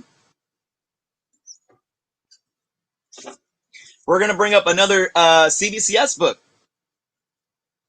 And that's Amazing Spider-Man number 265 and an 8.5. This is the first appearance of Silver Sable, a character that I love. I really love Silver Sable. I would love to see her in the MCU. I think she's dope. Really nice 8.5. Let's look at some numbers here. 265. All right, I paid $32 for this book. That's my total cost because I bought it already slabbed. 32 bucks. Fair market value, $40, $8 return on investment. Again, so here's the thing with this. This isn't necessarily long-term investment. It's straight up speculatory investment on something that might happen in the future. Okay. This book I paid $32 for. I would be paying that much money to have this book graded alone. So it's like I basically got the book for free and paid for it to go get graded, if you think of it like that, right? If there is an announcement for this character to show up in the MCU in some way, or, you know, the Silver Sable character, she's not on the cover, this book is going to get hot. And this is a book where you can say, look, $32 isn't a lot of money. I'm going to put that down and I'm going to sit on this.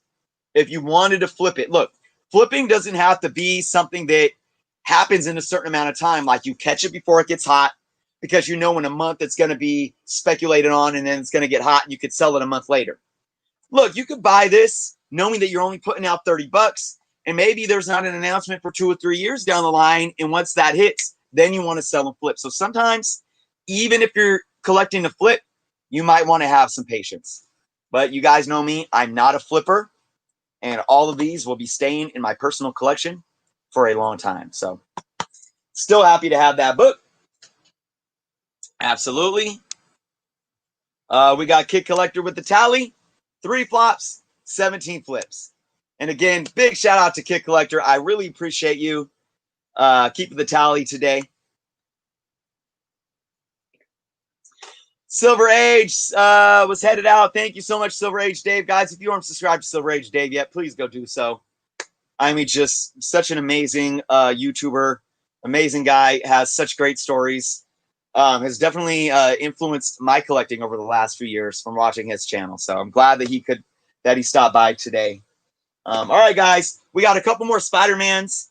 And next up is Amazing Spider-Man number 4. First appearance of Silk in a 9.2. I wanted a 9.4, but hey, 9.2. That's okay. I love it. Cobra Commander says, neither flips nor flops because we all know Jurdo would be reduced to eating cat food before he sold his books. Cobra, I think you might be getting to know me pretty well. I'll be eating cat food, but the one thing that I won't allow is for my kids to eat cat food. That's where the line is drawn. So, I'll starve myself before I sell my books. But if it starts impacting my kids, then hey, I might cross that line. Newbie, what's going on? Newbie Comics. All right, guys, let's look at the numbers. Volume 3, number 4, we got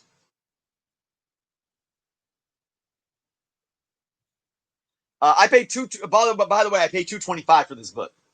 Less than cover price. My fees were $37. Fair market value is $88. Not too bad still. $51 return on investment. Not too shabby. Book is hot. It might keep getting hot. That's that new generation of characters. Miles, Silk, Kamala, the new Nova. I can't remember his name off the top of my head. Spider-Gwen. I'm happy with that. I'm very happy with that still. Even though I was hoping for a 9.4. All right, guys. Another real cool first appearance. And it's a CGC. Peter Parker Spectacular Spider-Man number 64. Cloak and Dagger. First appearance in an 8.5. Let's look at the numbers here. Spectacular. All right, guys. I paid $65 for this book. I already bought it graded in slab. So that was my total cost. Fair market value is $95. That's a $30 return on investment. So again, hey, look, not bad. It's money in your pocket. I really enjoyed the show. The first season was kind of slow. I really enjoyed the second season a lot more. I do hope to see these characters back in the MCU. I think the actors did the best that they could with the writing and the script and everything. I do think that they can be handled maybe a little more darker, a little more mature. Yeah, so happy to have this in my collection. Again, long-term investment. Sam Alexander, thank you, Kid Collector. That's right. All right, guys, that's most of my Spider-Man stuff. I do have 2 more Spider-Man keys we're going to get into in a minute. But we're going to go into a Captain America number 100. And look at this, guys. This is an old CGC slab. And boy, is it ugly. Look at that ugly label. Just an ugly slab. Hey, the slabbing grading industry has come a long way, right? Yeah. VG minus a 3.5. It's a really nice 3.5, except it has a big long piece of tape along the spine. The staples are still in. I don't know why anybody put tape on the spine. That's a pet peeve of mine, tape on the spine or tape on the book, but hey. It's all right. It's all right. Let's look at the numbers for my Captain America number 100, guys. I paid $105 for this book, already slabbed. Fair market value in a 3.5 is $160. That's a $55 return on investment. Happy with it. Again, another iconic book that's going to keep going up in value over time, even in the lower grades. You know, I could probably send this back in and maybe get a bit of a higher grade, hopefully, maybe even a 4.0 on this, even with the tape. But hey, I'm happy to. I have two of these in my collection. One of them is coverless. So, still very happy about that. All right, let's do the my other two Spider-Man keys, guys. How about some Secret Wars number 8 and a 9.0? Got a lot of 9.0s here. I guessed this book to be a 9.0, and it came back a 9.0. Let's look at the numbers here. We got Secret Wars number 8. All right, we got I paid $40 for this book. With CGC costs, that's $75, fair market value, and a 9.0, $120. That's a $45 return on investment. Awesome. I'm going to tell you guys one thing. If we see Tom Holland wearing the symbiote, wow, is this book going to shoot up? Absolutely. So that's just my personal opinion. I think if Tom Holland dons the black suit, woo, this book will be on fire. All right, what do we got next? The other black suit, Marvel Team Up 141, and a 9.4. I guessed a 9.4. Came back a 9.4. Very, very happy there. Again, another one that can really get hot if Tom Holland wears the black suit symbiote. Looking at the numbers, I paid $40 for this book. Fair total with costs, $75. Fair market value is $110 on this. That's a $35 return on investment. Again, very, very happy. I think this book is going to keep increasing regardless of Tom Holland as well. So, awesome stuff. Black suit all day, Simon. Yes, yes. All right, guys. We've gone through a lot. I only have a few more here. Yes, black suit on the way. I hope so. Kid Collector says 3 flops, 21 flips. Oh, now we're at 3 and 22. Awesome. So what do I got? I got maybe 3 or 4 more books, guys. And then we'll open up discussion for a little bit and call it an evening. All right, next up, guys, I got Inhumans number 1. And this is another CBCS. This just another awesome Bronze Age book. It's in an 8.5. I wish the Inhumans show could have been a little better, but I think when we see them finally in the MCU, they're going to be done amazing justice. Yeah, let's look at Inhumans number 1, guys. All right, I paid $28 for this book in a slab already. Really good, really good. So my total costs were $28. Fair market value is $48. That's a $20 return on investment right now. Not too shabby, but again, this is long-term investment. But this is a group of characters that if we do see them in the MCU in the right way, this book is going to get hot.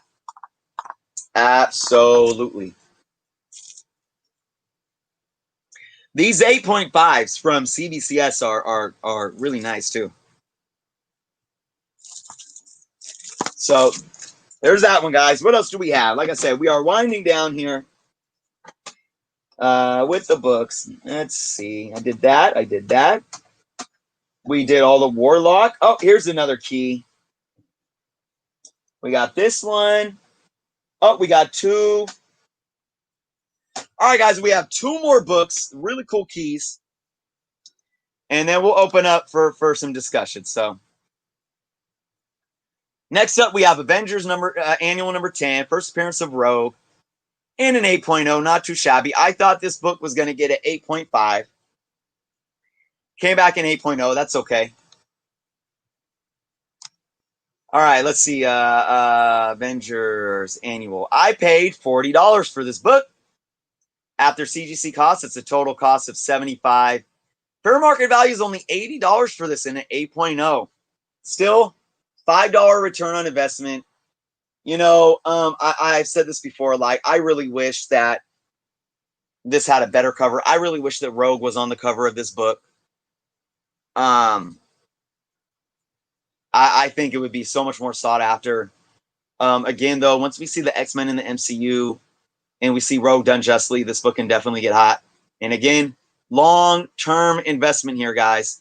This is another one where if you're thinking about flipping, you really want to shoot for that, probably 9.4 and up.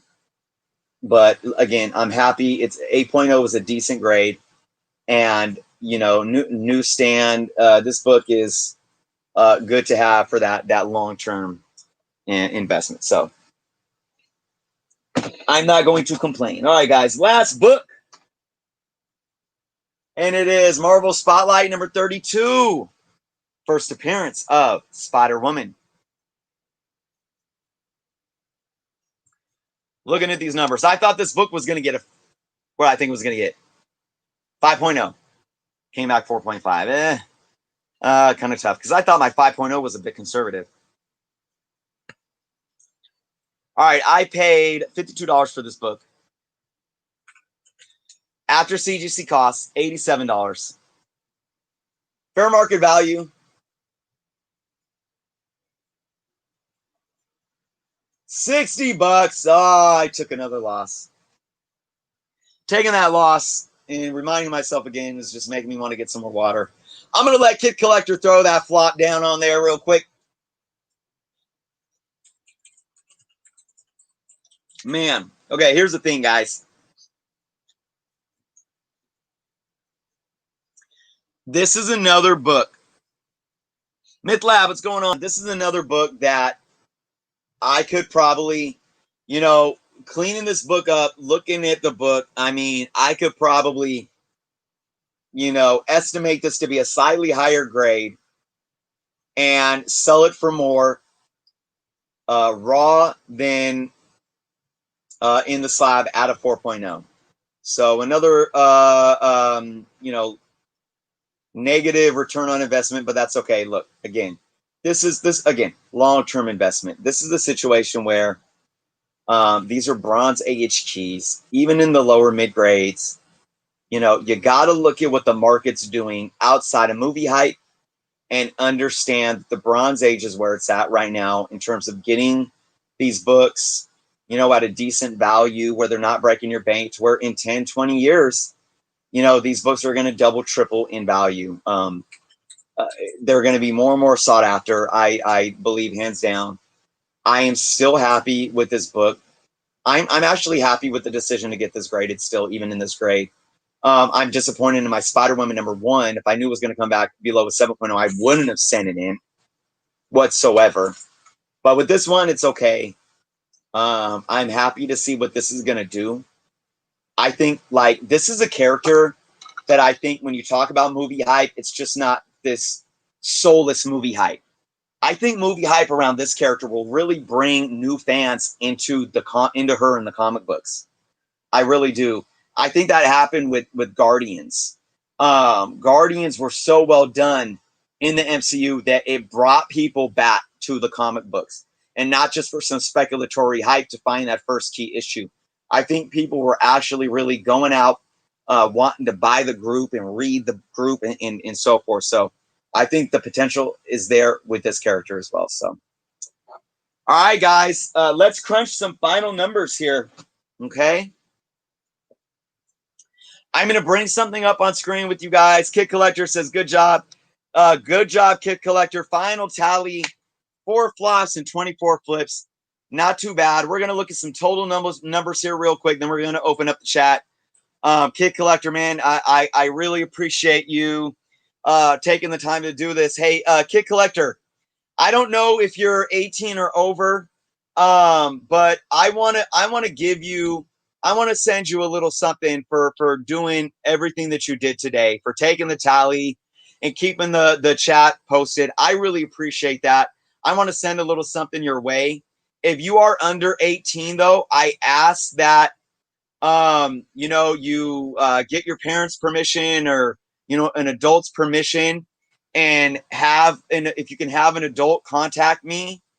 I'll give you you can contact me via email, or I don't know if you're on Instagram. Let's work it out. Obviously, if you're over 18, you don't have to worry about that. But I want to get your address. If you are under 18, like I said, get an adult, because I want to send you a little something, man. I really appreciate all the help you did today. So with that being said, let's pull something on screen real quick here. Spider-Woman is a cruel mistress for Journo, says Varangian. Absolutely. Mighty Comics and Collectibles, what's going on? Yeah. All right, let's pull up this list, guys. Now, what I have here is my complete breakdown. The only thing I didn't add was my Captain America 109. And so what I did, if you go down here, if you look at the bold numbers, guys, right here, okay, these are my total costs. On top of, I think I spent, what did I spend? About 60. I spent about $85 on the Captain America 109. So you can add that in. I spent about $2,600 altogether on all these books. That's cost of the book and CGC costs, okay? My total return on investment is 162 plus 175. So that's about 935 or 937 to be exact. So my total return on investment was $937. I'm just going to write that right here. $937. Now, here's the thing. I had to spend a lot of money just to get a $930 return on investment. But there's room there. There is profit margin there, guys. So, look, you guys could see the red too. There's 3 books. There's the Amazing Spider-Man 129. There's the Marvel Spotlight 32. And there's the Spider-Woman #1 that were all in the red. They were negative. And some of them only had a few dollars return, like this was only $3 and so forth. But it goes to show that look, there's a feasible market out there for your grading, your CGC, your CBCS, PGX, even EGS, and all these new companies popping up. There's a market there for you guys to want to slab your books and flip them, okay? There's a market there for you to slab your books and keep them for long-term investments, but it's not always a done deal. It's not always concrete, okay? And that's the message I want to stress. If you're selling just to flip, you can easily lose money by buying books and sending them to CGC. If there are 2 things: 1, not the right book, or 2, not the right grade, or both, a combination of both, right? So you guys have to keep them in mind. And I'm going to say it, guys. Look. Oh, Tony, I appreciate the super chat. Thank you so much. Tony says, great content, man. Keep up the great work. Just wanted to send some EGS love. Actually, yes. So for those that don't know, Tony is the mastermind behind EGC, guys. Check them out. I'll try to find the link to their website before we end this live stream, and I'll send the link or post the link in the chat. Copy it, save it. Go check the website out later. EGC. They are an up and coming, grading company that I really think they have a great handle on the market. They have a niche in the market, and I just think the future is going to be bright for them. I'm going to get sidetracked here and talk about EGC. Thank you again, Tony. I'm going to get sidetracked here real quick, guys. Here's the thing about the slab market. Look, I have issues with the grading and slabbing market. And when I say issues, it's more of, from a business standpoint, I look at to where, how can this industry evolve? How can this industry be a better functioning machine, both for the companies themselves and for, you know, the consumer, right? And a lot of it is, you know, I talk about transparency, I talk about consistency, you know, but look, you can't deny what CGC's done over the years. You know, they've, like, remember showing up. I mean, look at this. They've evolved. This case is so, you know, whatever. The slabs, the labels are pretty ugly. Look, man, you know, they've had a lot of time to evolve their brand, to evolve their image, and they've done a great job. Okay. CGC has evolved. PGX has evolved. A year ago, I wouldn't send my books to PGX simply because of what the slabs and the labels look like. So aesthetics means something, right? I cannot do it. EGS has a niche on the market because their labels are really, really beautiful. And I am planning to send I'm gonna send my Spider-Man #1s into EGC at some point in time.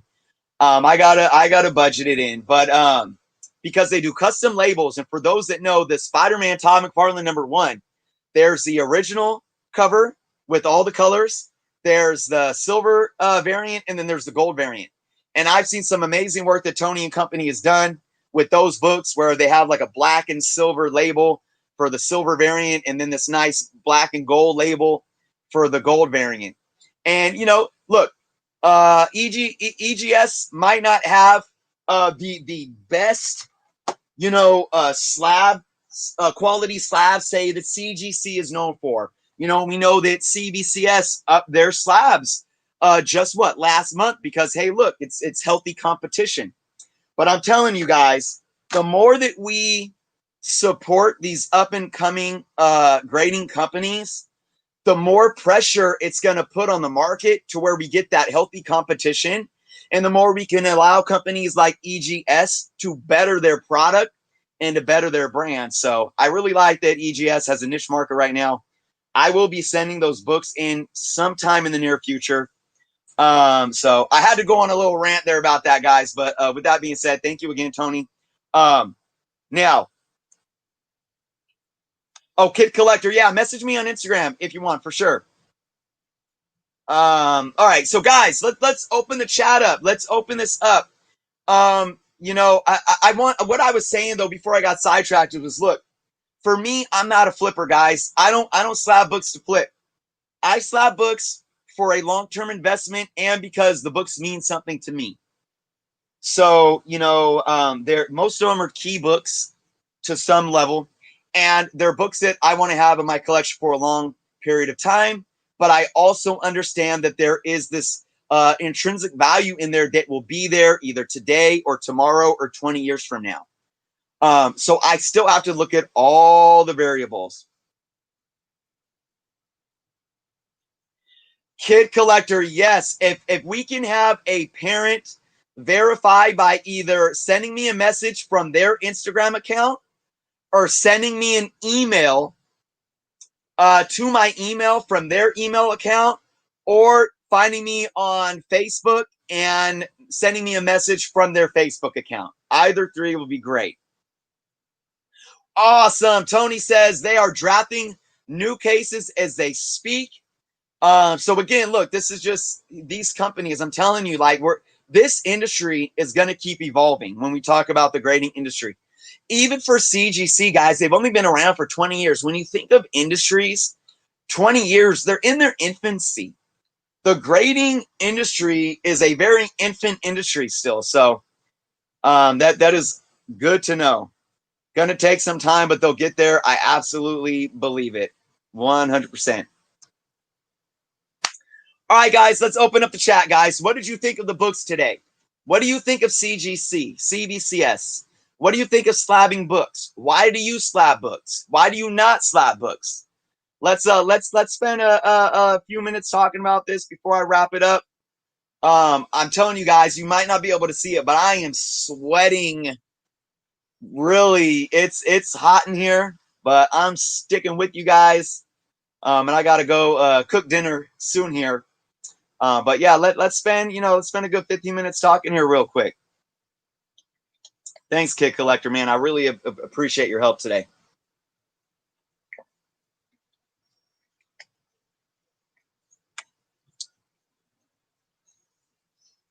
I know there's a little delay. I'll wait for some comments to come in. Again, guys, if you are really into grading, whether it's slabbing or not, if you sell comic books and you want to be a better grader because you're selling books, even if they're raw books, the Overstreet Guide to Grading Comics. I'm telling you, I have no sponsorships going on here, guys. Everything that I talk about is because it's my humble opinion on bringing awareness or tips and key valuable knowledge that we all can know and learn from as collectors. So I was waiting for somebody to ask. I was waiting for someone to ask. Isaac asked, how come I didn't show off Amazing Spider-Man 129 and crunch the numbers and whatnot?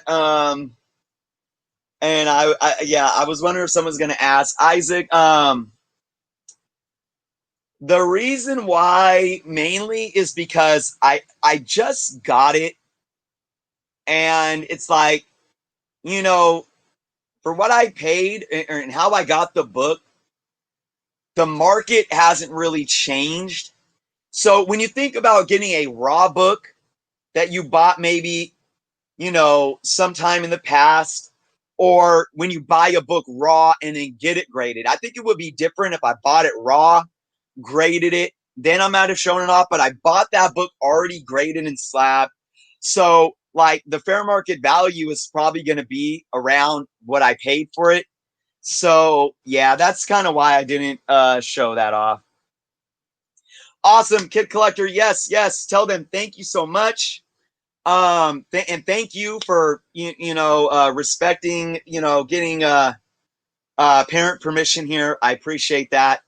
I always want to respect the fact that, if we have younger viewers, that we're being respectful and a trustful community. I think that's kid. With me being somebody that has kids, I wouldn't want some random adult YouTuber like saying, hey, kid, what's your address? It's like we know that there's some bad people in the world, unfortunately, and a lot of them want to use social media and apps and whatnot to do really bad things. So Kid Collector, I really appreciate you doing that for sure. Isaac says got to see some close-ups. Still a beautiful book. Yeah, look, I'll show it off. It is really it's a 3.0, and I think it is really beautiful for a 3.0. It does have the little writing down here in 1973. But yeah, it's got a couple of really deep spine ticks that are really breaking, and then the little bit of the flat that comes off right there. But I think the reason why this book got a lower grade, like a 3.0, is mainly because of the spine. I think the spine is the most beat up thing, and then it has a couple of chips on the back. But like it presents so well. I mean, the corners are decently sharp, and it's just so yellow, and there's no color breaking throughout the pages except for what's going on the spine. So yeah, I'm for 3.0. I'm very, very happy to have that. Tony says they also do raw grading for those who prefer not to slab. Indeed. Actually, you know what? And I'm going to pull that link up right now to share with the group. And boom. Got it here. Bear with me one moment, guys.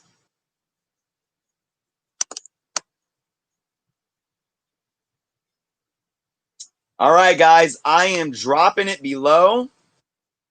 This is the link to EGS's website. There it is in the chat. Click on it, copy it, paste it in your browser for later. Whatever you do, guys, go check them out. Like I said, you know, really, really just beautiful. Like, look, and this goes back to like I think, you know, we slab our books and we get our books graded for different reasons. And you know, I think what EGS is doing with their custom labels, like for me, aesthetics is huge. And some of us will buy like, you know, top loaders or, you know, all this other stuff just to like put a book on display, right? I mean, if you're just looking to display a book, regardless of the grade, EGS's, you know, casing and label just makes it a really beautiful display. Absolutely. I think it was Economics and Comics that had the Spider-Man gold #1 variant with the custom label. I'm pretty sure, if I can remember. Kid Collector says, I don't need a reward. You know what, Kid Collector? I know that, man. I know. I don't look at it like that. It's my honor to be able to send something your way, man. I appreciate you. And look, I wouldn't be here without you guys. It's always a two-way street. So, you know, you support me. I don't mind supporting you with a little something. I definitely appreciate it. So, absolutely. Absolutely. All right, guys. If we got any more, you know, questions before we wrap up today, I thought I was gonna have some more pushback, you know, on CGC, but we didn't. I thought we were either gonna have some more pushback or some more like firm, devoted, like, you know, CGC diehards. Because believe me, guys, I've gotten so much slack for talking about like, look, you know, there's I truly stand by some kind of transparency.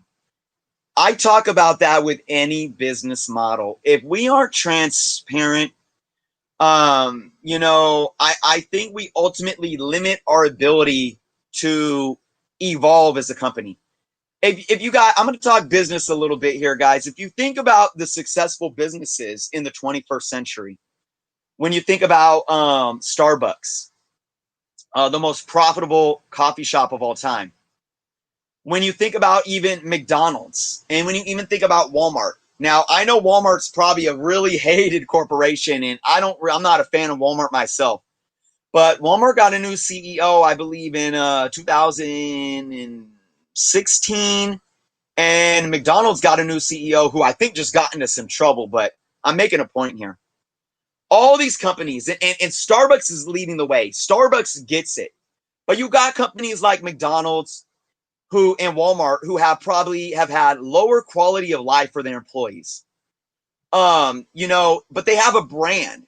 But it was never about, it was very archaic. Their business model and business culture was very archaic. You know, we're going to pay minimum crap wage. We're not going to offer great benefits. You know, we're not going to push customer service. We're going to push a cheap, convenience over quality brand. And we're still going to be a multi-billion-dollar entity over it. The culture of the consumer is changing. Consumers are realizing that we're realizing that we have purchasing power. We're realizing that we can demand what we want on the marketplace. We're realizing that we don't have to be force-fed advertising and marketing to tell us that we want this and we want that. We are autonomous beings that are becoming more and more enlightened to the fact that, look, I want organic food. I want, you know, locally sourced food. I want, you know, I don't want GMOs and chemicals in my food, or farm to fork or whatnot. Like, I want to be healthy. I want healthier options. I want to invest in in Tesla because I don't want to buy a car that's going to be bad for the environment. We're becoming more understanding of our impact on the world and what we want, right? So this is allowing even companies like McDonald's and Walmart to change their culture. And the point that I'm saying is this: when it comes to transparency, we are no longer in the days where businesses of any industry, including comic books, can sit and say, I'm going to do what I want because the consumers are going to buy it and they won't question us. Now, we might kind of have a little bit of that with CGC. It's like, I see a lot of people out there that won't even question CGC. And they just stand by them regardless. But what I'm trying to say is, companies know that they need to listen to the consumer. We have social media at our fingertips. We have the internet at our fingertips. We have Facebook. We have Yelp. We have the power to voice our opinions and allow it to go viral or to impact the purchasing decision of a lot of people.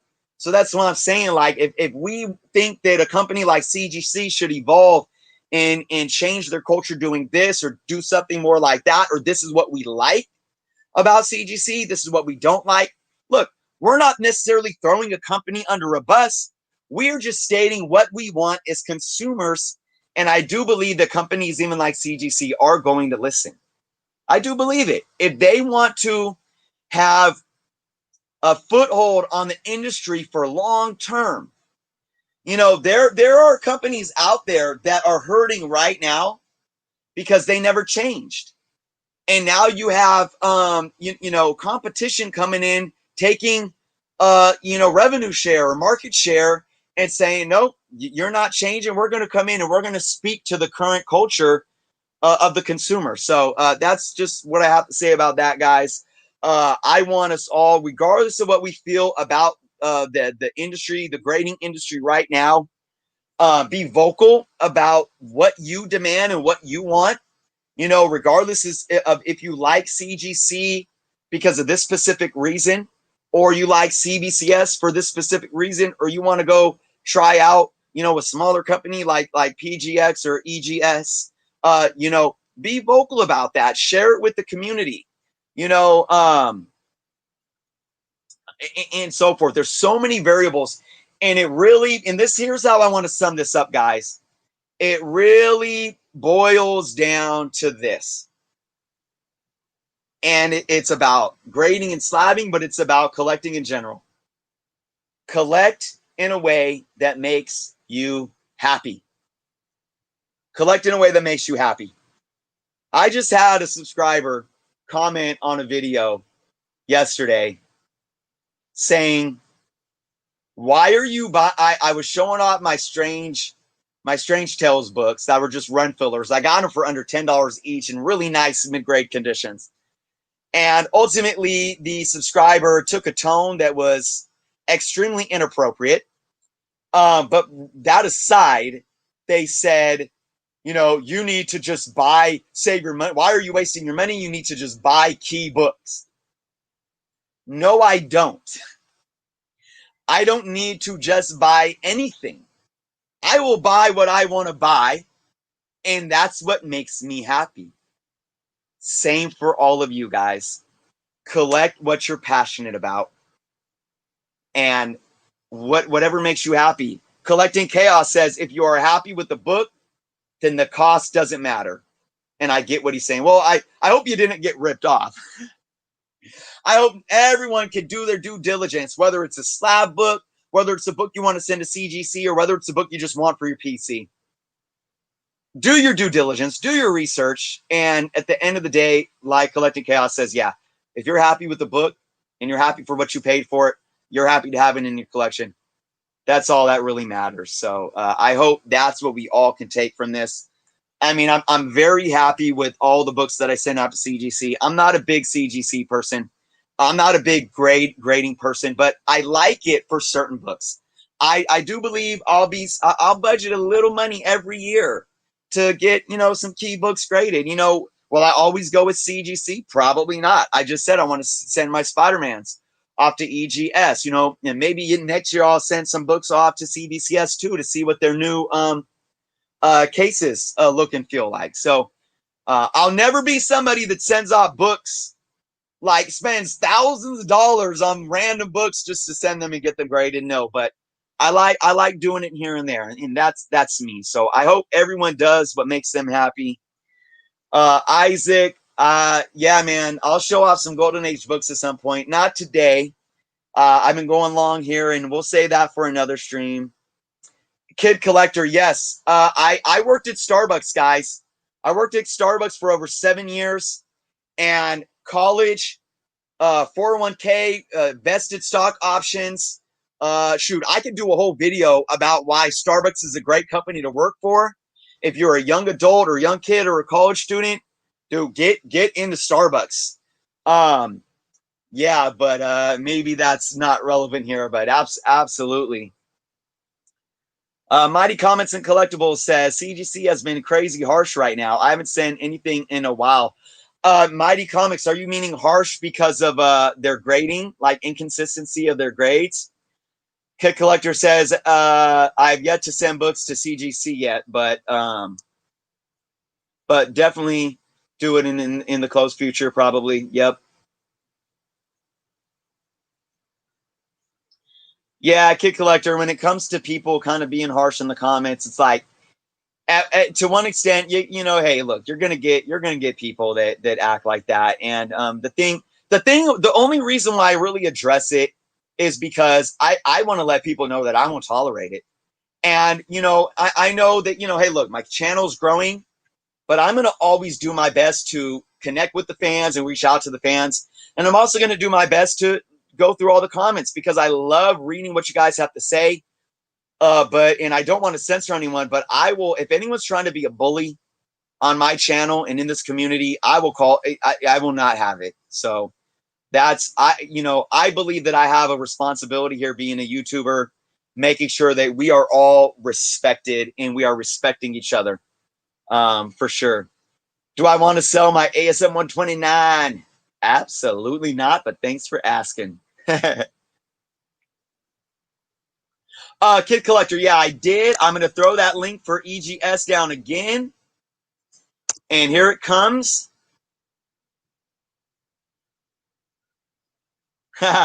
Isaac, yeah, I know you've asked me a few things, and sometimes it takes me a while, but, you know, I'll put it on the list for sure.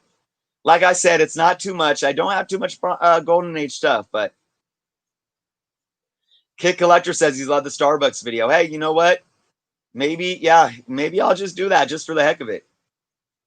Yeah, grading's all over the place with CGC. Hey, Mighty Comics, I will say, you know, I am a big advocate of demanding that there is some more transparency with CGC's grading process. It's like we've never seen the grading process. We don't even know how it looks or works. And you know, I want to know more of it. I do. And I will say that their grading, I sent out 13 books this year. They were pretty consistent. I mean, 11, I guess 7 of them exactly on point. I guess 5 of them off by 1 grade point, and 2 of them were way off. So I did have 2 disappointments, but overall, I was pretty happy. So I know I hear you, Mighty. That's why I said, like, look, I don't think it's a conspiracy theory or anything like that, but I just think they need to evolve their business model, and I think we need more transparency for sure.